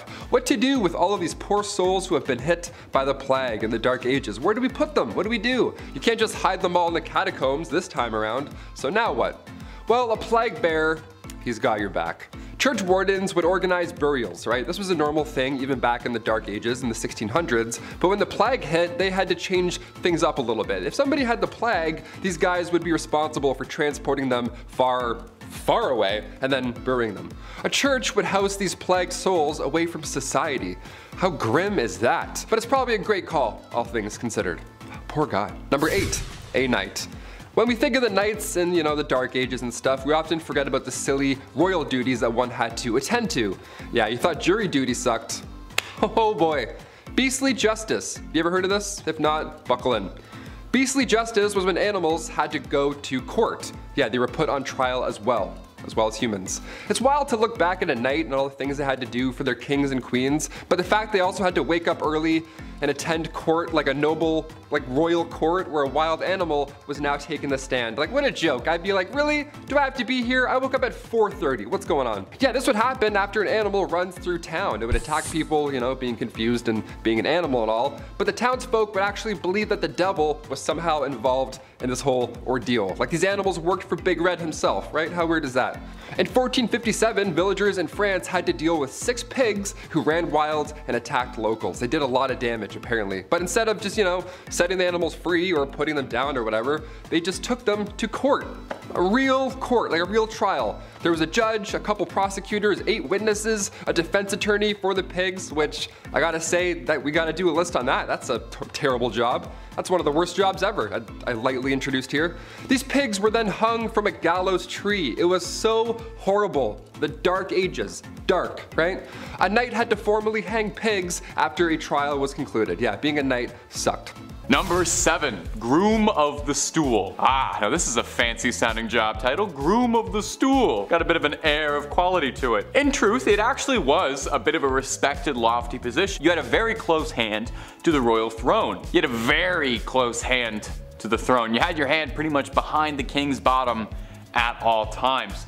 The groom of the stool, to put it gently, was the royal wiper. You see, there's no one bigger or more important than the king, right? The king is like a god amongst common men, and no god should have to debase themselves to something as absolutely humiliating, as dehumanizing as using the bathroom by yourself. So that's where the groom of the stool triumphantly strides in, washcloth in hand. You were kept on retainer whenever the king felt nature's call. You were instructed to fetch the chair and take care of business. And the wipe? That's all you. That's all groom of the stool, baby. That's your moment to shine. And you know, a lot of grooms really got creative with this. They could show off their style, technique, wrist control. There's a lot of artistry to it that I think people realized. The groom of the king did more than just fetching and wiping too. As the man most connected with royal stool, the groom also shared the responsibility of monitoring what was going on down there for any changes in the king's health. Heavy is the head that wears the crown, but much heavier is the hand that wipes the bottom. Number 6, catgut. Okay, in contrast to the last one that had a nice name, this one has a disgusting name, catgut. Way back when in yesteryear, they didn't have the same tools available to us now when crafting musical instruments, so they had to get creative. If you wanted to hear something beautiful on violin, you couldn't just head on down to Long and McQuaid and pick up a pack of strings. You'd need a guy willing to get his hands wrist deep in some catgut. Now, confusingly, no actual cats were involved, but plenty of sheep were. Violin strings were made of sheep's guts, and they would make the strings by twisting strands of sheep's intestines and innards together. Lovely. They'd have to be careful while butchering the animals to make sure they didn't accidentally harm any of the goods. This process would take hours at a time, from the butchering, the careful removal of the organs, and then they needed to be soaked in a wood ash solution to be clean since they were inside a sheep, and then stared at for a few hours to make sure nothing was going wrong, and then the drying process could begin. They say there is nothing more exciting than watching sheep guts dry. And then you can get your twist on, make them into violin. Absolutely disgusting, but when you hear the sweet strings of Ave Maria and you hear how finely tuned those sheep intestines are, you know it's all worth it. Number 5, Sin Eater. This is one of the most metal job titles around. I'm pretty sure the Sin Eater was a boss in Elden Ring, wasn't he? He's in Caelid somewhere. This is definitely one of the more unholy jobs in this list, not as disgusting as gut stringing or crap slinging, but pretty horrid in its own right. Sin Eaters ate sins, and the best way to eat a metaphorical concept of wrongdoing was to eat bread off the corpse of someone who died recently. The idea being that the sins of the man would be transferred onto the bread? I don't know. Anyway, they eat the sins, and the deceased gets to go off to heaven without worrying about their history, could go on peacefully, and the sin eaters make some coin. They were willing to take a risk dooming their mortal soul for a bit of coin. Man's gotta eat. I wonder though, is it worth it? Like, what if you eat too many sins and you don't have any room for dessert? Do sins have an added flavor? I imagine it's got like just a little kick, like a sriracha, like it's a little hot on your tongue. Number 4, lime burner. Now, a lime burner doesn't sound so bad at first. Lime mortar is a common building material, being traced back to the 1st century, but it's not particularly easy to work with. Bear with me while I try to explain the technicals. I'm not as smart as a 1st century engineer, you see. In order to use it, you need to remove the carbon monoxide from the calcium-rich stone, taking the stone and cooking it in a kiln at around a cool 800 degrees. It's not too bad, right? Well, that carbon monoxide has got to go somewhere, mostly in the air. All that carbon monoxide and dust chalk would just float around in the air where you'd be taking big, heavy, deep breaths in, and I'm not sure how much you know about carbon monoxide, but it's consistently the #1 spot on Rolling Stone's magazine list of top 100 substances to not breathe in. On top of this, did you know that superheated lime mortar is violently volatile against water? Meaning that if you were to sweat in a building that was 800 degrees at any given time, it would have disastrous consequences. Be careful. Number 3, rat catcher. It doesn't sound fancy, but it's exactly what it says in the tin. You catch rats. You gotta wonder why you wouldn't just outsource this to the cat community. They're very good at this sort of thing. Rats, cute as I find them, at the time were filled to bursting with plague, disease, all kinds of grossness. Castle stockrooms were filled with grain, vegetables, and herbs, and if you're a rat, those are the things that make life worthwhile. Rats were a problem for nobility, but an even bigger issue for common folk and peasants, because if these little rats ate up what little grain you had, you would go destitute fast. But oh, come on, who can say no to their little pawsies and their little eyesies? I'm biased, I love rats. I would be a rat catcher if I could. Some rat catchers allegedly were reported to have raised their own supply of rats in order to squeak a few extra dollars out of the town. That's hilarious, by the way, love that scheme. Now, traditionally their methods would involve things like leaving out traps or poisoned herbs. That wasn't always enough though, so rat catchers would also invoke the old methods, namely magic, and try to entice rats away with spells. This often didn't work terribly well since rats are naturally resistant to magic, like everybody knows this. Number 2. Plague Bearer. The plague ravaged London and Europe, leaving behind a wake of bodies and a stack of corpses as high as your medieval eyes could see. So somebody had to deal with all of that, right? A street sweeper of sorts was needed. You remember in Monty Python and the Holy Grail when Eric Idle is going around ringing his little bell telling everyone to come bring out their dead? Hilarious, right? Well, it's partly based on reality because this is more or less what a plague bearer really was. The parish would hire out plague bearers who would then tour the streets of the village or town or whatever, wagon in hand, collecting the bodies of the ailing and dead to go dump in a mass graveyard shortly after. Tons of fun! They would spend their nights surrounded by dead bodies and their days in the church with the same dead bodies because according to the church's law they were required to live there to prevent spreading what they were dealing with to anyone else. This might be history's first case of social distancing. And finally, at number 1 of the jobs you don't want is executioner. We've all heard of this one, and we're probably conjuring up a pretty vivid image of a burly shirtless monster in a black hood with a big ol' axe or something, wielded by someone who can't get enough of their day job and love their passion of separating necks from heads.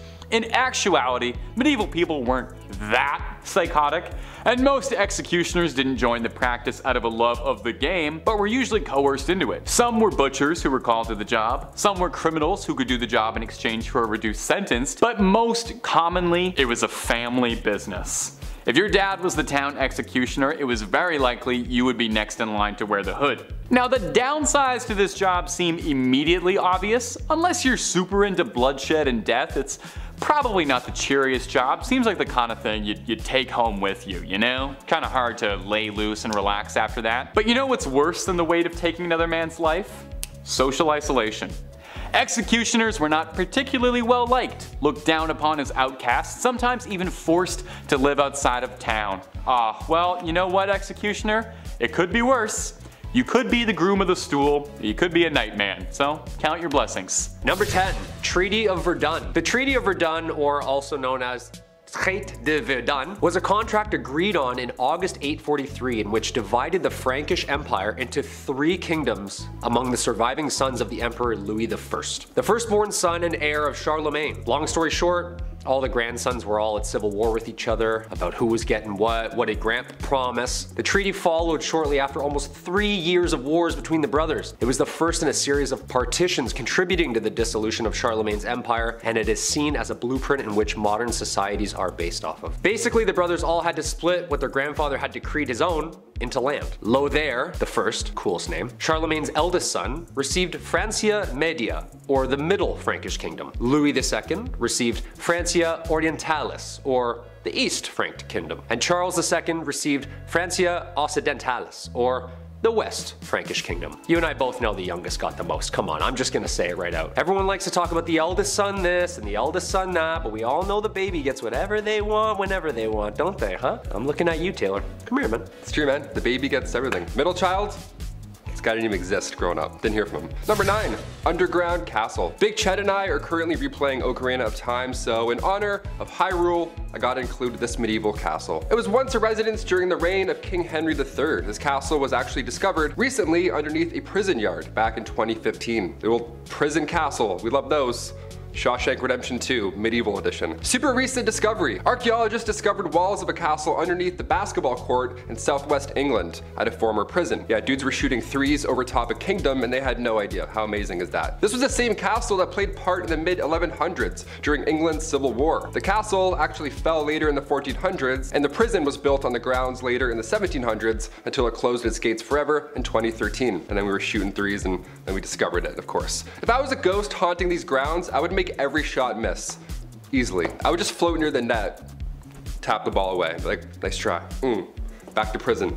Number 8, stonemasonry. So we all know about who wrote what and who translated what to what text and which language while writing what play, which was based on who. But who built all this stuff? When we think of the Dark Ages, we can't forget the megalithic Leviathan stones carved and molded together to create the enormous Gothic castles and cathedrals that are still standing to this day. How did people do it back then? Well, masons in medieval England were responsible for building. Masons were highly skilled craftsmen, and their trade was primarily used in the building of castles, churches, and cathedrals. There were three main classes of stonemasons. There was the apprentice, the journeyman, and the master mason. So what would a medieval construction site exactly look like? Well, of course there's the master mason. He's usually the head and the overseer of the work, and he's the most skilled of the tradesmen. This is like the head honcho on site. We've all seen this guy walking around site. He's always angry, he's always yelling, "Hey, who's got the plans? You, give me those. What are these? Backwards, you idiot. I'm gonna put the window down there." So how did they exactly chisel out all of these castles from one giant rock? Well, they didn't. The stone had to be quarried first. From quarrymen. These were not masons. Their job was to get the stone for the masons to work on out of the ground. Local stone was used first, but occasionally stone could travel vast distances, even from other countries. So I gotta drag that boulder there all the way to Scotland? Okay. Some of the most beautiful architecture ever created can be still seen across Europe. The amount of time and skill it took for these people to have designed, constructed, and chiseled such megalithic sites still baffles me. I'd be trying to read the plans still. Oh, that's north. I got it. We're good. Number 7. Public delifing. There were jails and dungeons in medieval times, sure, make no mistake of that. However, a lot of times sentencing for crimes would often lead you to losing your head, where a large sweaty man, such as myself, wearing a black cloth mask would take a very sharp axe, sword, or any other sharp utensil of war from the war cabinet and liberate your head from your shoulders. Thing is, some folks would come out to watch this, as this was apparently a form of entertainment. I mean, why not, I guess, sure. Sure, it's friendly family fun. Bring the youngins, mom, dad, grandma, grandpa. Pack some sandwiches just to make sure you stay out of the splash zone. Yeah, I don't know why they did that. That was pretty common. That's weird. Number 6, Wario shoes. Fashion. I'm not a fashion guy, and I don't claim to be. I don't have the cash flow for it. But one day, I swear, if I got the do-re-mi, it'll be leisure suits and Frank Sinatra every time I sit down to eat a meal. Gotta have those shoes to match that Frank energy. Shoes that say, yes, I'm moderately talented and handsome and have a great following, but I have some shady connections to the Italian mafia. Villain energy. Well, what's more villainous than a pair of Wario shoes? Yes, some medieval shoes were big and pointy and sometimes floppy. It was a sign of wealth, class, prestige, and the calling card of a portly Mario doppelganger. Surely you might not even wear these bad boys outside, but that's because you trip and fall, and I wouldn't want to trip and fall out there. I feel like any injury back then is not good for your health. A cut could kill you, you don't want that. Number 5, animals on trial. Alright, look, this one just doesn't make any sense. 0 cents. Law and Order. Besides being a great TV show, some would say it's the best thing we've ever come up with. Actual Law and Order, not the show. Thank goodness the system is perfect and never fails anyone ever. Well, they used to put animals on trial. I'm gonna say that again. They used to put animals on trial. Not sure how that works though. When cross-examining the witness, at what point do you call this BS? When you realize there's a barnyard animal on trial for a crime, or when the witness response is moo or oink? Like what, I don't know, it's just silly. Unless people in the Dark Ages could actually talk to animals, and we since lost that ability as people. Nah, I'm just kidding, that's just weird. Just don't do that. Don't put animals on trial, dude. Number 4, consummation of the union. I know I couldn't. I just couldn't do it.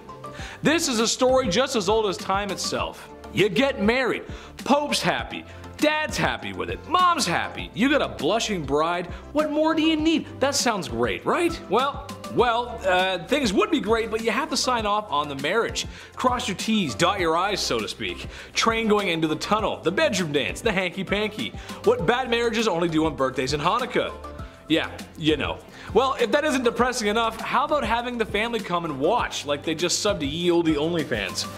No, not just your family, but religious nobles, respectable people in your community. And they're going to watch you do the deed. They're there to make sure the marriage is complete. Do you cheer on? I don't know, that's just so weird. Number 3, pale skin. Ladies, beauty, and the industry. Look, there's a lot of things that can bring you up, bring you down. The makeup industry can be kind of tough to wrap your head around. It's crazy, I know that. And there's been some crazy ideas out there throughout history. I think medieval times takes the cake though. You start with hair. Alright, so we're going for the George Costanza look. Balding or receding hairline. Beautiful. No eyebrows and no eyelashes? Oh, even better.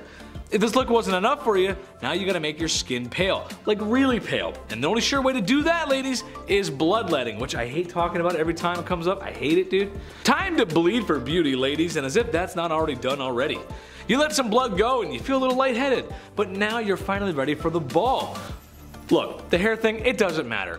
Doesn't define anything. Wear it how you want. Please don't hurt me, Will Smith. But the blood thing? I can't recommend that to anyone. Don't lose your blood to go pale. That's a horrible feeling. Number 2, Dracula's grave. Vampires, they're real. Sadly though, they're not as gorgeous as the ones seen on the big screen and TV. Well, at least the people in medieval Europe thought they were real. So real that they used to take extra measures to make sure they could sleep soundly at night. Don't want your precious life juice sucked out of your neck, unless it's for beauty, because that's normal. Do you have a family member who always checks to see if the oven is turned off before you leave the house? Well, this is kind of like that, except it was burials and driving wooden stakes to the hearts of cadavers. Just in case, you know? A little vampire insurance, if you will. We went from being afraid of those who fear garlic to wanting to date them. How the tables have turned. Number 1, knighthood. As cool as it may seem in the movies or games, I personally wouldn't want to be a part of it. Knights were warriors of a noble class who started learning and training at a very young age. Squires and knighthood. A militaristic education ain't the worst thing ever, sure, but it's the war and fighting itself that scares me. This is brutal hand-to-hand combat we're talking about here. Swords and shields, bows and arrows, horseback warfare. Nothing can fully prepare you for that. Personally, the armor is not an issue. Not moving around in it, it's actually more flexible than you might think. Seriously, look, it's more flexible. It's the idea of trying to take off the armor after returning from battle and running around and slaying the enemy all day. Chafing in metal cannot be fun, just saying. At number 10, water carrier. These days, we have it so easy. We have the internet at our disposal to learn about pretty much anything, we have cars to get us from point A to point B, and all of our resources are close by. We get food from the grocery store and water from the taps in our houses. But back in the Middle Ages, things were a lot tougher for people, and they had to go through a lot just to get basic life necessities, like water for example. Getting water to people wasn't as easy as you might have thought, and so that's why getting water became a whole profession. In a medieval city, you lucked out depending on the area that you lived in. If you lived close to a river or stream, then you could get all the water you wanted and pretty easily too. But if you weren't so lucky to live near this resource, then you might have had to hire a water carrier to fetch it for you. People sought out strong young men to become water carriers for them, and as the name implies, they would get paid to go to the nearest source of water and bring it back for their employer. This profession became pretty popular in the late medieval period in London, and by this time so many people were working as water carriers that they created their own fraternity. At number 9, town crier. I'm sure you've heard of the town crier at some point in your life, right? They're often incorporated into pop culture pieces that take place in the medieval times. When you think of the town crier, you might also think of the famous hear ye that is associated with the speeches of the town criers. Back in the Middle Ages, the role of the town crier was a very important one, as it was a crucial way for the local authorities to communicate with the residents of their community. The town crier would often make announcements of new laws, royal proclamations, the start of events, and even the punishments of criminals. They were basically the news anchors of the past. Also, as I mentioned, we normally associate the town crier with the phrase hear ye, but the phrase first started off as oye, oye, oye, which later evolved into the phrase that we are more familiar with. Before we carry on talking about these strange jobs from back in the days of old, why not take a moment to leave a like on this video if you're enjoying it so far, and while you're at it, consider subscribing to the channel to see more videos like this one. At number 8, scribe. These days, most people know how to read and write. It's part of our basic education and is one of the first things that we are taught as kids in school. As we progress in society, basic literacy is taught more and more throughout the world, as some people in parts of the world might not have access to this privilege, but back in medieval times, most of the population was illiterate, which made the roles of scribes so crucial. Not everyone had access to the right education, but for those who did and could read and write, they often became scribes. The role of the scribe was as straightforward as the name predicts. Essentially, their job was to write. Scribes were hired to write all kinds of documents ranging from letters to business contracts. One of their hardest jobs though was to copy manuscripts, which was a job that may have taken a scribe several months to complete. Many men and women in monasteries held jobs as scribes, but for common folk in villages, being able to become a scribe was seen as highly valuable as well. Number 7, War of the Bucket. One could make the argument that war is useless, pointless, an act of brutality and waste. Well, 2 towns in Italy would tell you to move out of the way because somebody stole our bucket. Yes, that's right. To make a very long story short, at this time and place in Europe, there was a ton of political strife, especially between the Pope and the Holy Roman Emperor. All this nonsense boiled down to 2 towns, Bologna and Modena. Sounds like baloney, but I think it's Bologna. Anyway, the towns were close and supported different political beliefs, one supporting the emperor, one supporting the Pope, and they were feuding. And eventually, they would go to war over a stolen bucket. Except actually during my research it turns out the bucket may have been stolen after the war was over. It kind of gets a little muddy there because it's a long time ago, but the point still stands. They were fighting for nonsensical reasons, not very nice. Number 6, the fashion police. You're wearing stripes, ew. Don't you know polka dots are in? No, it was more like you're wearing stripes, the garment of the devil. Get him! Call the guy who gets rid of people. Yes, wearing stripes could lead to your demise. In 1310 in the French town of Rouen, a local cobbler was condemned to the end simply because he'd been caught in striped clothing. In 1295, Pope Boniface, nice name, the 8th issued a papal decree banning religious orders from wearing any type of striped clothing. From the year 1250, the only people who could be caught wearing stripes were the ladies of the night, lepers, and cripples, as sort of a rebellious way of showing they were outsiders. How very punk. And I'm kind of wearing stripes right now, so uh-oh, call the medieval police, uh-oh. Number 5, Revenge of the Slain. Vikings, you love them. We've talked about Vikings a few times here on this channel. You know what they're all about. Swords, longbows, pillaging, all that great stuff. Throw in some Norse mythology and you got yourself a textbook Viking. However, one story from the Vikings always reminds me to stay grounded. And like I always say, don't sniff your own farts. It's not good for you. Well, this is a story of arrogance. Sigurd the Mighty versus Bucktooth Brigtooth. The battle ended with victory in Sigurd's corner, and with Bucktooth's head on a string tied to Sigurd's horse. Sigurd was thinking of beautiful lasses, mead, and a chance to lay down and relax as he galloped on his way home. The trouble is, the head of Bucktooth had a buck tooth, that's why they gave him the name, and found its way into Sigurd's thigh. Now that wasn't enough to dethrone the mighty warrior, but however, it was enough to get him sick. Very sick, where he would actually succumb to his infection. Ooh, awkward. Number 4, Henry VIII. Divorced, beheaded, unalived, divorced, beheaded, survived. Do you ever get the title of Defender of the Faith for writing a treaty against a heretic and then just starting a religious revolution, creating a whole different church? I know, right? Just to be able to divorce your wife? Did you ever do all this in the name of having a male son? Well, King Henry VIII of England did. Yes, that's right. We talked about him a few times here too. King Henry had 6 wives in total. They were Catherine of Aragon, Anne Boleyn, Jane Seymour, Anne of Cleves, Catherine Howard, and Catherine Parr. He clearly had a thing for Anne's and Catherine. Henry's dad, the 7th Henry, was king because of the War of the Roses, which was incredibly bloody to carry on the Tudor line. Number 3, Sleeping General. William Wallace, great guy, good movie. A little overrated in my opinion, but still worth the watch. I just prefer my Mel Gibson and Lethal Weapons. Diplomatic immunity, you know what I'm saying? What do William Wallace and oversleeping have in common? Well, for those who had their moms rushing you out the door all the way up until you were 18, it can put a wrench in your plans. John D. Warren was in charge of defending against the Scottish Rebellion. He had his hands full, that's for sure. Wallace was no joke. So you can understand why in one battle he overslept. His men began showing up, taking the lines, taking positions. But the boss wasn't there. Where's the boss? Have you seen the boss? Where is he? What's going on? Wallace, seeing an opportunity, seized it, and the Scots won the day and went on to fight for independence. The lesson here, when mom says get out of bed, you gotta get out of bed. Number 2, tough interview. YouTube won't let me say the word, but it's when someone has certain information and another party wants said information. Now when the information isn't coming out, you gotta get it out. Medieval times gave us a whole bunch of fun ways to extract information. If you went into a castle dungeon, you might find hammers, nails, knives, screws, rope, leather, whips, chains, pulleys, wheels, chairs, water, fire, oil, claws, grabbers, and maybe the most simple and famous, the rack, which is basically just a fancy table that you get stretched out on until thou can no longer be stretched anymore. You'd like to think it was used on criminals, but the truth is it was used on many people, including criminals. A lot of times it was innocent folks simply labeled as heretics, and they would suffer from these tools of horror. Not cool, dude. Not cool. Not so great. Don't like that. Number 1, Streets of Blood. The Crusades.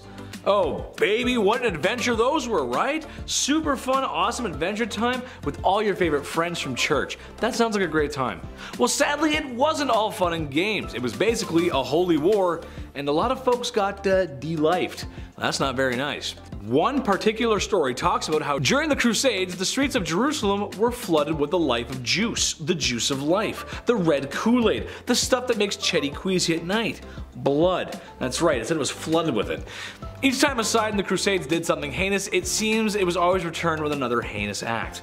We've moved past that now. We moved past that. Starting us off is cutting-edge courtship, quite literally in this case. It was traditional in some Nordic countries to have courtship customs involving knives and daggers. This is due to sacrificial nature in their original belief. The purpose of a dagger is prevalent for that after all, but it was also due to its functionality. In Finland, when a girl came of age, her father let it be known that she was available for marriage by providing her with an empty sheath. The girl would wear an empty sheath attached to her girdle, skirt. If a suitor liked the girl, he would put a pukoko knife in that sheath, which the girl would keep if she was interested in him. If she wasn't, she could just toss that anywhere. The knives were often custom, so a man would be able to woo a woman with unique details and imagery on a blade, but could also offer an heirloom or traded blade. Seeing as women of the Nordic region didn't shy away from handwork such as farming, jewelry making, clay working, etching, clothiers, and even some positions like smelting, a blade was a thoughtful and convenient gift that also said, "I love you" a whole dagger's worth. Something so romantic about giving someone a gift they could quite literally kill you with. In the meantime, while the Scans are giving blades, the English are being taught the no-no days and the no-no ways. In layman's terms, they were being told how to have intercourse and when. That just doesn't make for a fun title. You may be familiar with these laws and regulations. They've come up in some of our other medieval and middle age videos. This was a time period where the church had a lot to say in state affairs. Not to say that it doesn't now, but they were able to make determinations such as intercourse schedules around the religion. Real laws were in place that people could not have sex on Sundays, Thursdays, or Fridays due to religious reasons. Whenever a holiday had a fasting period, such as Lent, abstinence was expected then as well. If anyone was to deviate from the set rules by having intercourse, they were committing a grave sin. These laws were written in penitentials, which were books that indicated what was allowed under the church rules and what was not. Oral, backdoor, premarital, and self-inflicted intercourse were banned in these books. Now thankfully their wide-range taboos included some good stigmas to have, such as interbreeding, so that minimized people keeping it in the family and messing up our future populations. But even with sexual laws, men could be knaves, which is just an old-timely way of saying being a dog. Now, I'm not saying ladies couldn't have itchy feet and dog their way around too. We do it now and we've been doing it then, but it was a lot worse for ladies to be caught back then. So the general consensus is that it was rare, and when it did happen, it was usually affairs outside of a marriage. In general, young medieval daters had to be cautious. While peasant marriages were a little more than saying we're married most of the time, reputation, especially for a lady, was huge, as was virginal status. Men of higher status often sought out beautiful peasant girls for affairs. Sometimes they benefited the woman greatly and she'd become an heir to a status child, thus elevating her own. But for the most part, it was pure carnal enjoyment men were after, in a time when women were told to do the opposite. And so it became a game of men trying to win a single woman into doing the act. She had everything on the line while he usually had nothing. Secret flings were frowned upon, to say the least, and were often seen as a sign of potential trouble, hence the English ballad that would warn of knaves preying on young fair maidens at country fairs. A young woman caught having affairs was a wild scandal that could even be punished for or put to death, so making the decision to bow to a lord's or even a common man's pressure could quite literally destroy a woman's whole life and being. Yet it's still a decision women made. Ah, hormones. Number 7. Human decorations.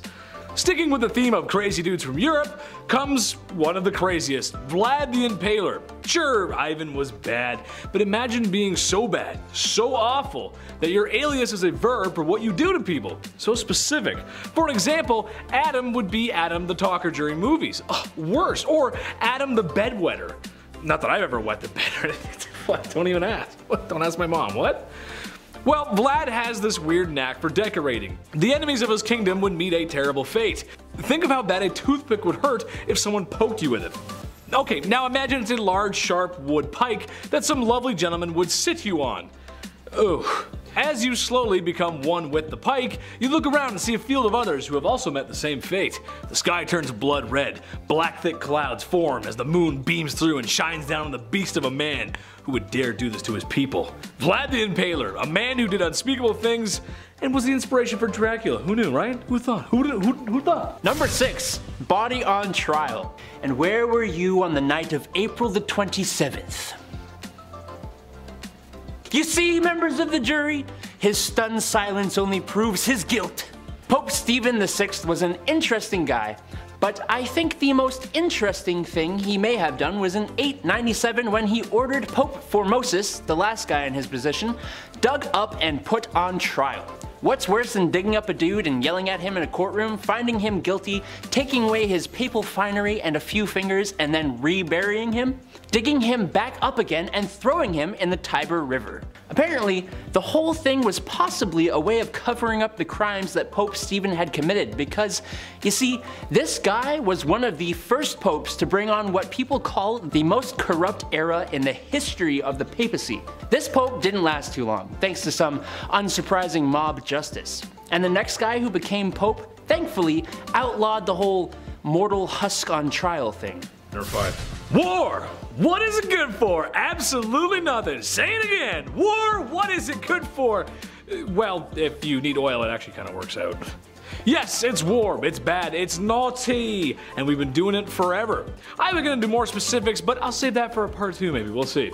I'm talking more about the brutality of medieval combat. Swords, shields, spears, pikes, halberds, axes, hammers, maces, bows, crossbows, catapults, trebuchets, rams, fire arrows, and if you're a fan of Ocarina of Time, ice arrows. I'm not sure how that works, but Link's magical, we'll go with it.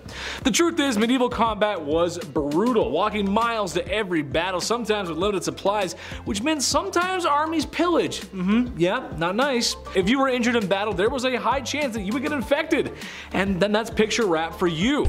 It's a time of knights and glory, but also a time of great war and loss. All a guy can hope for is that whatever knight is gonna cut me up like a sushi roll, well, at least I'd hope he had the decency to disinfect his weapons with their favorite brand of disinfectant. Come on, let's be serious here. Number 4, not the kitties. We all know that apparently black cats are bad luck, and that 2 of them in a row signifies a glitch in the Matrix. You have Pope Gregory IX to thank for that. In 1232, Greg wrote Vox in Rama, which supposedly exposed the rituals of a cult of witches that lived in northern Germany. Among some of the things they summoned, including the big red with horns himself, was a black cat that appeared to be kissed and adored by the worshippers. The Great Cat. You've already heard of witch hunters, well now you've heard of cat hunters. People took the Great Cat mentioned in Vox and Rama and applied that idea to every cat. And they did not hold back, like at all. The cat population almost got to extinction point. Didn't work out too well for them when rat populations saw a huge increase not too much later though, huh? Touch my cat and you ain't making it to tomorrow, that's all I'm saying. Number 3, criminal cook-off. Criminals, they're everywhere and have been since the dawn of time. It also seems that since the dawn of time, people have been coming up with lots of different ways to deal with said criminals. One of the medieval favorites of the Holy Roman Empire was boiling criminals in oil. Nice! Save for the truly heinous crooks and those who dare defraud coinage. Yes, that's right, don't dare fraud the coin or you could end up like last night's suckling duck. Boiling oil was even used in defense during castle sieges. Get too close to the walls and, well, you'd get a boiling barrel of Crisco's finest as hair grease. Boiling oil leaves horrible burns and is extremely painful. I don't know, I shouldn't have to tell you that. If you ever cook bacon without a shirt on, then you know. The kind of grit you need to stay close to that sizzling pan, I envy you. Because yeah, those things totally relate though, absolutely. Number 2, Pope Not So Innocent III. Look, I'm sorry I'm talking about popes so much, but you gotta know that a heck of a lot of horrible things that happened in the Middle Ages were caused by the decisions of the church, and specifically that one little decision of forcefully dealing with anyone who disagrees or insults your religion. For example, in 1209 there was a group of heretics called the Cathari in southern France who believed that the Roman Catholic Church itself was established by the same people who brought an end to the life of Christ. Now, that didn't really fly too well with Pope Innocent III, who in response launched the Albigensian Crusade that became a 20-year-long full military campaign. A particular event that's worthy of mention here is when the Crusaders took the town of Toulouse. The soldiers couldn't figure out who the heretics were among the people there, so Commander Simon de Montfort said, "Destroy them all, the devil will know his own." That's messed up, dude. Number 1, something going around. Another warfare related one here, but this one is just awful. I'll make this one brief. Basically, you got a castle that needs entering, or a palace that needs a good siege. You get your catapults ready, you load them up with the secret sauce. And by that I mean these bad boys were loaded with the latest commoners who had succumbed to the bubonic plague. Yes, they were launching plague bodies over walls in hopes that it would make the enemy sick. And sometimes they would even fling some poop over there. Oof. It's such a smart move though, right? It's just so heinous and gross. When it was all said and done, I bet there was no hand washing to be found. Disgusting. Number 10. Naughty naughty. There's a reason we don't do things like we did in ye olde times. We didn't know, but now we do. So there's really no excuse for acting up. A very common practice for marriage back in ye olde times was to marry a girl at the age of 12. And in case you're wondering, no, the man was nowhere close to the same age. Yes, it's just as gross as you think. No, I'm not happy talking about it, but that's just the way things went. I can just imagine how happy those young ladies were when their parents came to them and said, listen, the lord across town fancies you and the dude's got the bag. So you're gonna marry him so mommy and daddy can get the bag too. That's just one example of the medieval business transaction. I mean, marriage. Marrying for love. Number 9. Pull up a chair. The people of my generation either struggle to phone the doctor to make an appointment because of crippling anxiety, or they flaunt it on OnlyFans. There's no in between. However, I still think most people would feel uncomfortable finalizing their marriage in front of a party of witnesses. I honestly cannot think of a more awkward situation. Do you cheer them on? Are there sports commentators talking about the moves? Are there snacks? You could be there for 30 seconds, or 10 minutes depending on who you're watching. It just seems like a lot of unpleasant viewing to walk out of a room later to then all agree that yes indeed, that couple is married now. But hey, that's just how it went. Witnesses or family would watch you do what animals do on the Discovery Channel. Number 8. The Birth Factory. Soap and sanitation is one of the greatest things ever invented. Don't you just love taking a hot shower after a long day? Oh, I know I do. Hygiene was not the greatest back then, and while not the only factor, it did contribute to a high infant mortality rate. It was just one of the many factors. So, when young women were married, and married rather quickly, it was time to start pumping babies out. It's more of a quantity over quality kind of thing. Before marriage was declared a holy sacrament, these things were happening everywhere. Pubs, town squares, heck, even in your house. Now, for the people at home, can you tell me how you feel about the holy sanctity of marriage? Especially after you've been married for more than 10 years. Does it feel good? I bet it does. Number 7. Leech collector. I always enjoyed catching frogs growing up. That was always fun, but apparently I gotta step my game up. This is weak. A leech collector is, well, exactly what you think. Back when medicine was pretty much non-existent, sickness was just wafting throughout these old towns, just moving through towns. Like the G from the Goosebumps logo, just haunting towns, moving through. Scariest intro ever, eh? So the solution back in the day was the classic, oh, if you feel sick, maybe try bleeding for a bit, see if that helps. Yeah, they would use horses' legs to lure out these leeches, but most of the time these leech collectors would have to get in and get dirty and just grab them themselves. They would have to swim around and touch as many things as possible. They would make contact with as many leeches as possible. How gross is that? That was the best way to collect them, really. I would have fainted so often, that is horrible. The loss of blood here was obviously so intense, so it was a, horrible job to have. And on top of that, you gotta look out for the same reason they need leeches in the first place. Disease. Yeah, that's still out there. Leech collectors were so common throughout the 18th century that leeches basically were extinct at that point. We almost lost leeches. So close. Number 6. Jesters. The earliest accounts of the fool go back to the 11th century, so pretty OG. These fools were hired to liven up the party, dance and be silly, wear pajamas. Most of you have an image of a jester in your head, jumping around on tables, telling jokes. That's actually pretty accurate. Yeah, it was pretty fun. It was one of the best jobs to have, obviously. This title of a minstrel, or a fool rather, it was an honor to have. The fool's payment also was no funny business. That was good stuff. Roland Lepetier, he was like a major jester back in the day. This guy got 30 acres of land from King Henry II. Just here you go. Just show up and fart and be funny. Have all this land. That's like a kingdom. You have a kingdom because you're funny and you're silly. He would whistle, jump around, and literally fart on people. On Christmas Day, this guy would come over and just ruin your entire breakfast and just be like, yeah, I have all this land. And then he would take off. It's crazy. You just ruined Christmas, sir. Stop farting on my food and family. Thank you. I would never want to be a jester. They had to also go into battle and spread bad news too. It was fun and silly, but they were also royal. They had to do lousy stuff too. Number 5. Groom of the stool. Nowadays, higher ups in the office, they have assistants, to grab your coffee for you. Maybe they answer some phone calls, keep the business running while you're off, doing your businessman stuff. Assistants are vital today. The groom of the stool though, that was that was a bit much. We have some labor laws put in place now. I don't think we're gonna see any online ads opening for a groom of the stool. We'll see though, fingers crossed. It had good benefits. Back in the Dark Ages, this role was vital and respected. It was created by King Henry VIII, and this role was to assist the king, and specifically assist his bowel movements.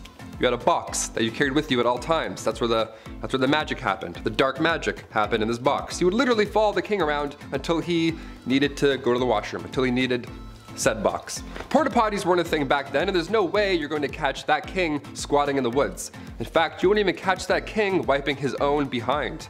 That chore was also reserved for the groom o' the stool. Yeah, lucky you, right? In this stool, you would have water, towels, a wash bowl. The whole setup would be in there. You're probably thinking, Taylor, which poor soul had to be stuck with this role? A prisoner? Somebody who lost their sense of smell, hopefully? No, only sons of noblemen could take on this role, and in doing so, they also gain access to every room in the castle, tons of clothes, any bedchamber furnishings, you name it. And of course, a high pay. Always helps. Thank God. That's maybe the worst job in history. Maybe. We're almost there, you'll see. Number 4, divorce lawyers. If you've seen Game of Thrones, you've heard of trial by combat. That was the norm back in the day. You know, you fight for your freedom. That's great. But what about divorce by combat? What in the Mr. and Mrs. Smith is happening? Was this real? I can't believe this.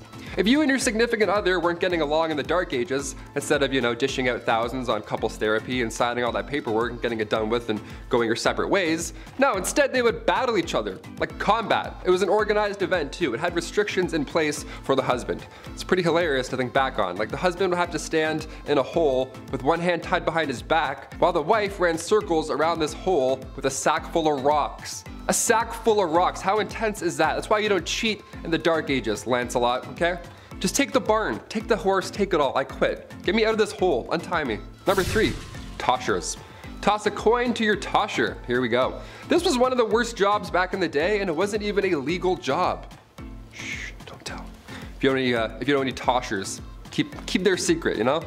Early 19th century London, I know, a little more modern here, but definitely worth a mention. These toshers would spend all their time in sewers below London trying to find coins or valuables that have been just accidentally washed away. Yeah, they would just search for scrap metals, anything really that nobody else wants to go down and claim. Or reclaim, rather. It was worth the plunge as well. A lot of these folks would make around $20,000 a year. Just gotta do this a lot, and you're good.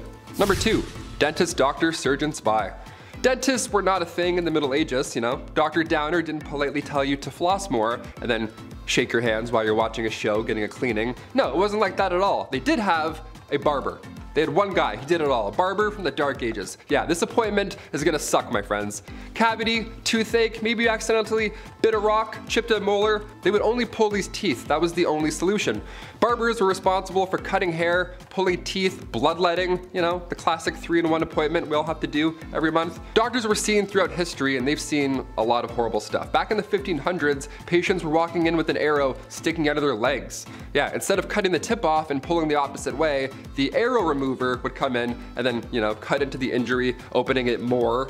That's always great. And then you would hold it open and then you'd pull the entire arrow back out of your leg. Yeah, what a fun job. Or chest. Wherever the arrow went, you had to figure that out. This poor soul. And finally, number 1, the rat catcher. Another Game of Thrones classic. If you're a rat person, I know there's a lot of people who do like rats, like rat tricks, and they have like cool rat friends. That's awesome. I'm not one of those people. I'm not bashing you, but I am bashing this job. This would suck. First of all, rats as a medieval punishment was horrible. Where do I even begin with this one? This was one of the worst punishments for the rats as well. This is a 2-for-1 when it comes to pain.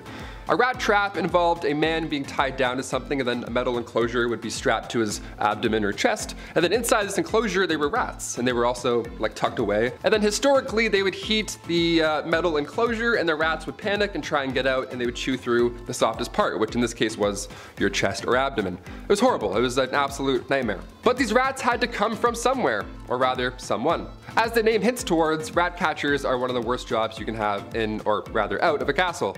It's an important role, you know, just like being a fool or a literal walking, talking toilet. There needs to be a chasseur de rats. Back in those times, rats and mice were the leading source of spreading disease, and with these castles being big and dark, there were probably a lot of them hiding. Black rats were a common household problem, so we need to get those out. So in comes the well-respected rat catcher. These guys would sometimes try new spells to get rid of the rats. Wasn't always helpful, wouldn't work. More often than not, didn't work. So poison powders were the next main trick here. Also, the Pied Piper, he was an OG.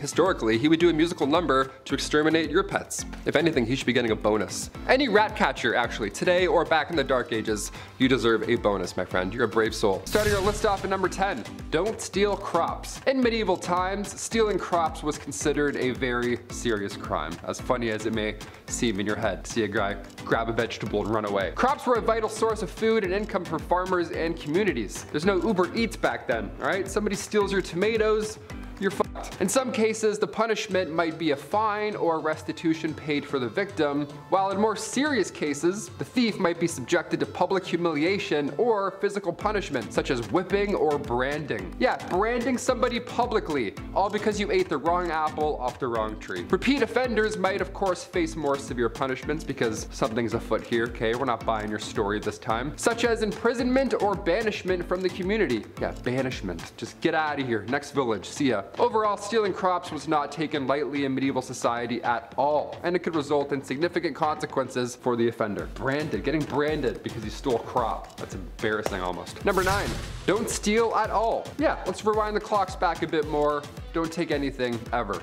How's that sound? Sweden's Bjarki laws were a set of Viking-era laws that governed maritime trade and piracy. Now, they were enacted in 832 AD, pretty old school, and they included punishments for various crimes, including theft and piracy. The punishment for stealing in a Viking society, it of course varied depending on the severity of the crime, the value of the stolen goods, and or the social status of the offender. But for minor thefts, the offender might be required to pay restitution or make amends to the victim. This could involve returning the stolen goods, paying a fine to them directly, or performing a service for them. You're basically a slave for them. For more serious offenses, such as repeated thefts or stealing from a chieftain, the punishment might be more harsh. And this is where we get into the nitty-gritty of our list. Here, the offender might be stripped of their social status, exiled from the community, or even killed, the worst of the worst. Now, in some cases, the punishment for stealing could also involve public shaming. That in the Viking era, I don't even want to know what that would look like. The offender might be paraded through the community or subjected to other forms of humiliation. Yeah, we'll get to the lung stuff a little bit later on. Slowly but surely we'll get there.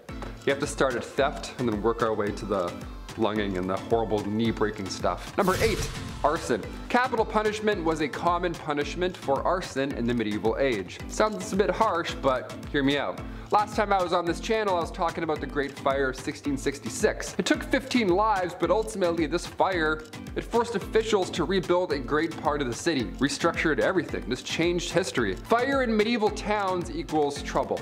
Gonna spread quite fast. A lot of wood, a lot of woody stuff. So if you were found guilty for arson, well, buddy, you're screwed. Arson, the deliberate setting of fire to property, it was considered a serious crime and was often punished severely in order to deter others from committing similar crimes, right? In some cases, arsonists were killed by hanging or they were burned themselves at the stake. Yeah, burning at the stake was a particularly gruesome form of capital punishment in which the accused was tied to a post or a stake and then they were set on fire. Again, this is all a public affair. People came out to watch this. Horrible.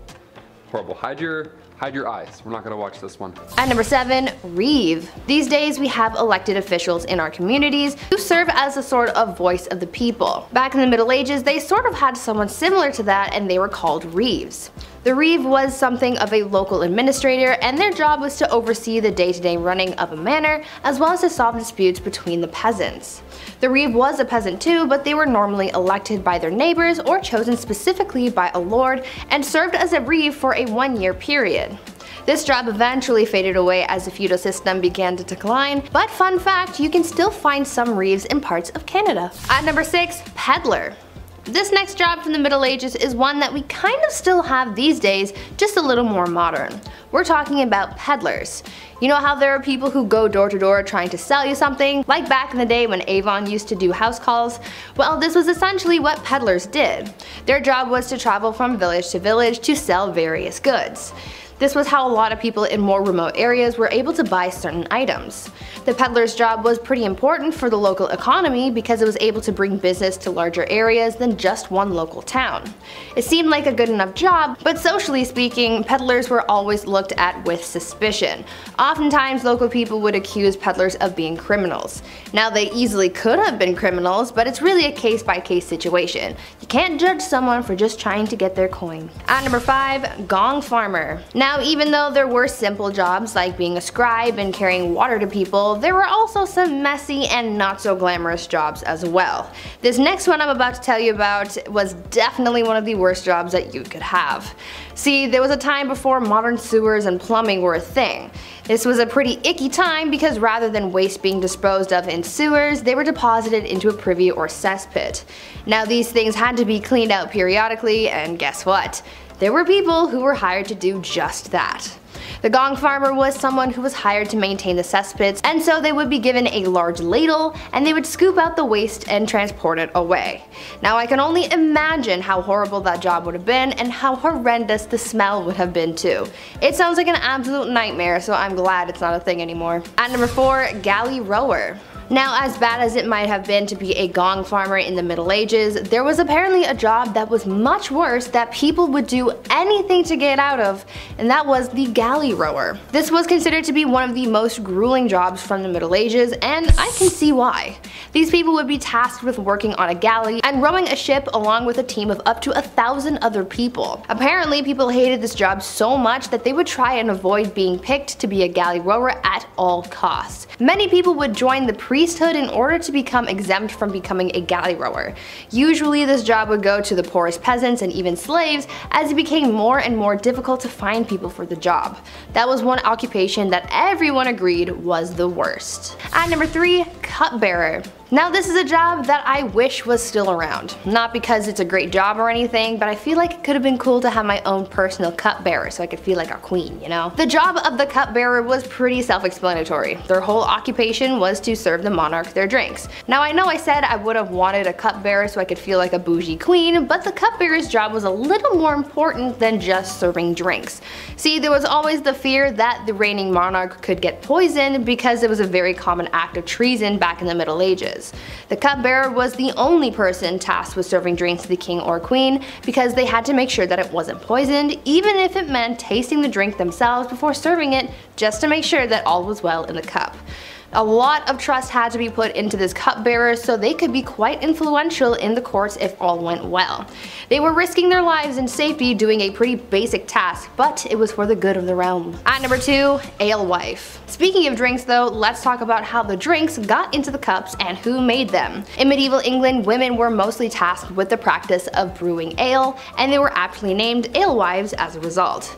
Alewives were very important not only for business, but also for the good of their families. Brewing was a quote, small scale, low investment, low profit, low skilled industry, but it brought success to a lot of married women as well as a substantial amount of independence, since this would have essentially been their business and their own source of income. These women would always be hard at work brewing because they sold their ale quite quickly.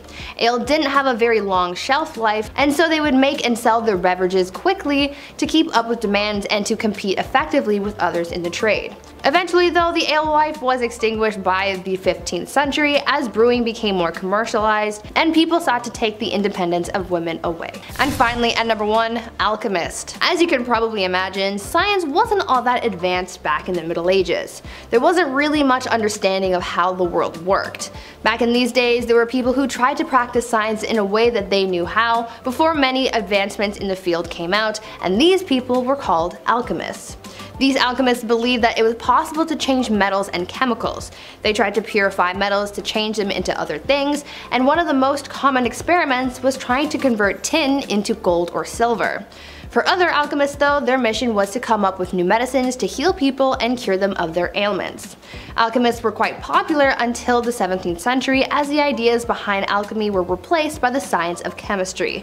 I guess you could say that alchemy walked so that chemistry could run. Number 10. Carrying a sword. Whenever we see medieval shows or hear stories or see art, everybody always has a sword at their side. I'll admit, on one hand, literally, it's pretty badass. Was this really that common though in the 12th century? Was everyone gifted a sword on their 16th birthday, like in Zelda Wind Waker? No, of course not. I mean, if you were traveling, sure, ideally you'd want a little dagger or a little something to help you out, but swords were a symbol of wealth and status, and the bigger and shinier the tune, the better, right? On average, these things would cost you 7 months worth of wages, so you best start saving up. And training, yeah, you might want to train as well, because these things were not light. No, not at all. Ideally, medieval swords would weigh 3 to 4 pounds. Doesn't sound like much at first, but but I know after 8 minutes, I would be switching arms real quick. It's like when you hold your hand up in class, you're like, oh God, what's going on here? Gotta do some push-ups. In our number 9 spot today, we have the death cage. If you were to take a look at the punishments used in history, it quickly becomes clear that people of the past just really liked watching people die or have pain inflicted upon them. It's very strange, it's very dark, and it certainly is not for the faint of heart. The death cage is just one of the many horrifying punishments used during the Dark Ages. Essentially, this was just one method of execution that was extremely public, as they would strip the person down and lock them in an iron cage that was placed somewhere that everyone would be able to see. From here, the condemned person would be locked in there with no food or water, and everyone would just watch as they slowly died. Unbelievably messed up for a multitude of reasons, for sure. Sometimes, to make matters even worse, however, the condemned person would also be slathered in milk and honey, so that they would also be attracting insects, just to make the whole dying process even worse. It's all bad. I'm just thankful that those days are over. Number 8, the summer of 1348, aka the Black Death. Now let's talk about this horrible event, shall we? If you thought summer 2020 sucked, well, buckle up, this one was pretty bad too. The bubonic plague arrived to medieval England in 1348, and the death toll here was absolutely devastating. Somewhere from 1/3 to half of England's population gone, just like that, and that's it. The plague hit hard and it hit fast. Now today we have variations of the virus, one we shall not name, but back then the plague was a bacterium now known as Yersinia pestis. Now symptoms were quite jarring. You got lumps in the groin or your armpits, so that can't be comfortable. And next, the infected would notice black spots appearing all over their body. Almost all that were infected died within 3 days. More often than not without a fever, so you wouldn't see it coming, aside from the black spots and the things I just said. Now, the drop in the population resulted in a widespread of wealth. Workers were demanding higher wages, and farmers were demanding lower rents. The poor got expandable income, so it kinda helped, kinda didn't. I don't know how to explain that. The Black Death spread more than a mile per day, and it's all thanks to traders and travelers. Yeah, humans can't stay still for a bit. We love traveling, even through the Black Death. Cause you know, why not? Roads are empty. As long as there aren't any rats hiding on board, maybe you'll make it. Number 7, apple bobbing. In a time where bodies were literally piling up on the side of the road, I can't believe we got apple bobbing out of the whole ordeal. That's crazy. It seems like ill timing, but it is the Dark Ages. What can you do? Apples historically have always been a symbol of importance. The Greek golden apple started the Trojan War. Snow White's poison apple was a symbol of importance in literature and all that good stuff from growing up. And in the Middle Ages, apples were viewed as a symbol of romance and fertility. These things have roots, pun intended, of course. In medieval times, bobbing for apples was flirty. It was their version of speed dating, dare I say. What happened was all the leftover apples from the big harvest were then put into a big bucket. Each apple had a villager's name on it, and then maidens would have 3 chances. 3 chances to grab that apple with their teeth. 3 chances to win a date with the English Tad Hamilton. What a weird time. Can you imagine if this was in Game of Thrones? Reek is just shivering for 2 seasons, bobbing for Ramsay's Bolton apples. We're like, medieval times were dark, holy shit.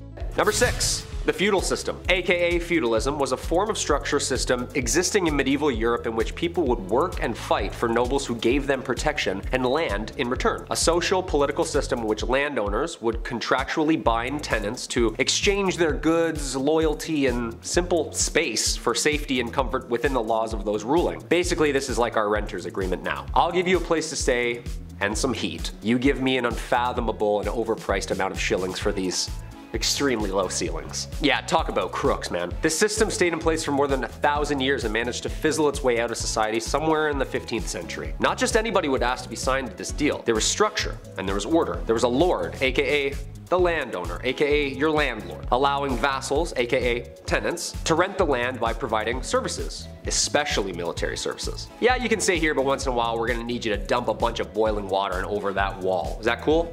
Yeah, you're fine with that. The plot of land, called a fief, was typically worked on by serfs, who were laborers who had very few rights and were bound to the land itself. These were the lowest class of people, and they basically did any and all to stay safe on the lord's land. Jobs would include farming, jobs would include cleaning, and was a minimum of 3 days' work to maintain in good standing and remain stationary. Sure, there was no dental or mental health days, but come on, a 3-day work week? Plant a couple carrots here and there?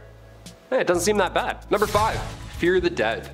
With The Walking Dead on their 47th season, I think it's time to take a peek into zombie history, shall we? And find out where this grim idea really started. Well, it's certainly not a new one, I'll tell you that for free. As far back as the early 1300s, residents were buried in the village of Warren Percy, where archaeologists discovered them many moons later, and they discovered marks on their bones. Cuts, burn marks, you name it. Apparently this was all done after they had passed away. But why? Scientists believe that these injuries inflicted after their untimely death were to prevent them from being reanimated, you know, coming back to life and haunting your village. To keep them in their graves, of course. Unless this dude did something to piss off an entire village that much, they were clearly afraid of this corpse coming back to haunt them. Number 4. Studia Generale. This period also saw the birth of what we call the modern university. This was a culmination of material translated and taught to provide a new infrastructure to scientific scholars. Some of these new universities were registered by the Holy Roman Empire as an institution of international excellence, giving it the title Studium Generale, or better known as Studia Generale. Most of the early Studia Generale were discovered in Italy, Spain, England, and France. These places of study were considered the most prestigious places of learning in all of Europe. I bet you the school hoodies were still so expensive. Just someone's old textbook with a mustache drawn on Marcus Aurelius. The listed number of institutions began to grow as new universities were founded throughout Europe. As early as the 13th century, scholars from the Studia Generale were encouraged to speak and lecture courses at other institutions within Europe to share documents and information, which led to the current academic culture seen in modern universities today. It's a TED Talk, come on. There had to be one cool professor back then, like the guy who lets the class teach itself, orders pizza, has tenure, and hates the monarchy. Number 3, medieval taverns. Say you want to grab a pint with the local lads. Where do you get an IPA in the Dark Ages? Where do we get a 6-pack of Arthurian ale? Well, this is the medieval ages, so instead of venturing through the woods to hopefully maybe find another town, just ask thy neighbor. That's right, in the Middle Ages, you could brew your own ale. No problem, no one's asking any questions. Give it a shot. In the late 12th century, baking bread was not freely permitted, but making ale in your basement was. I guess that's great. So the higher ups, the noble lords, they wouldn't care if you made ale and had a block party. But if you made a weak ale, or it was improperly measured and then distributed, then, and only then, do you get a fine. Arrest this man at once. Number 2, St. Patrick. St. Patrick was a 5th century Roman British Christian missionary and bishop in Ireland. Also known as the Apostle of Ireland, although he is the first apostle, having lived prior to the current laws of the Catholic Church. He is considered a saint in the Catholic Church and is regarded as the enlightener of Ireland. The dates of Patrick's life are not certain, but there is a consensus that he was active in Ireland during the 5th century, making his rounds as a missionary, speaking the good word of God. But let's get into what everyone talks about with this guy. The good stuff, like slamming a green Guinness or getting all the snakes out of Ireland. I mean, I love the structure and the faith and stuff, but also chasing every snake out of an entire country with a walking stick. Shoo! Shoo, you fool, you bleeding bleeder. Go! Go! Do you know how big Ireland is? St. Patrick's Day is on March 17th, the supposed date of his death in 461 AD. It is enjoyed inside and outside Ireland as a religious and cultural holiday and remains a celebration of Ireland itself. And finally, number 1, dancing plague. A medieval plague, but make it groovy. Yeah, let's start dancing. That's right, the dancing plague. This was a real danger back in 1518. I'll try not to laugh, but I'll try. This was perhaps one of the weirdest events in history. Fra Trofea was the first victim of said plague. She was moving her body around frantically, so much so that it resembled a dance or something, in the middle of the Holy Roman Empire. And as if that wasn't weird already, dozens of others began to join. And then more, all moving their bodies with a similar, wacky, frantic twist. This was long before Chubby Checker came along, so we still have no idea what was going on here. Like, we're out of guesses at this point. This twist lasted for months. People were dropping on the spot. It was scary and confusing. In total, there were around 400 victims that fell to this mysterious illness. That's a lot of deaths. That's a lot of real deaths. This was documented in 16th century historical records, so I don't think the story is made up per se. No one would make this up. It's terrifying. A Catholic saint at the time, Saint Vitus, was believed to have the power to curse people with said dancing plague. What an amazing power also. Guy starts moonwalking away, you're like, beat it. Some suggest this was a cult, others believe they ate toxic rye. Who's to say for sure? Either way, we're all dancing.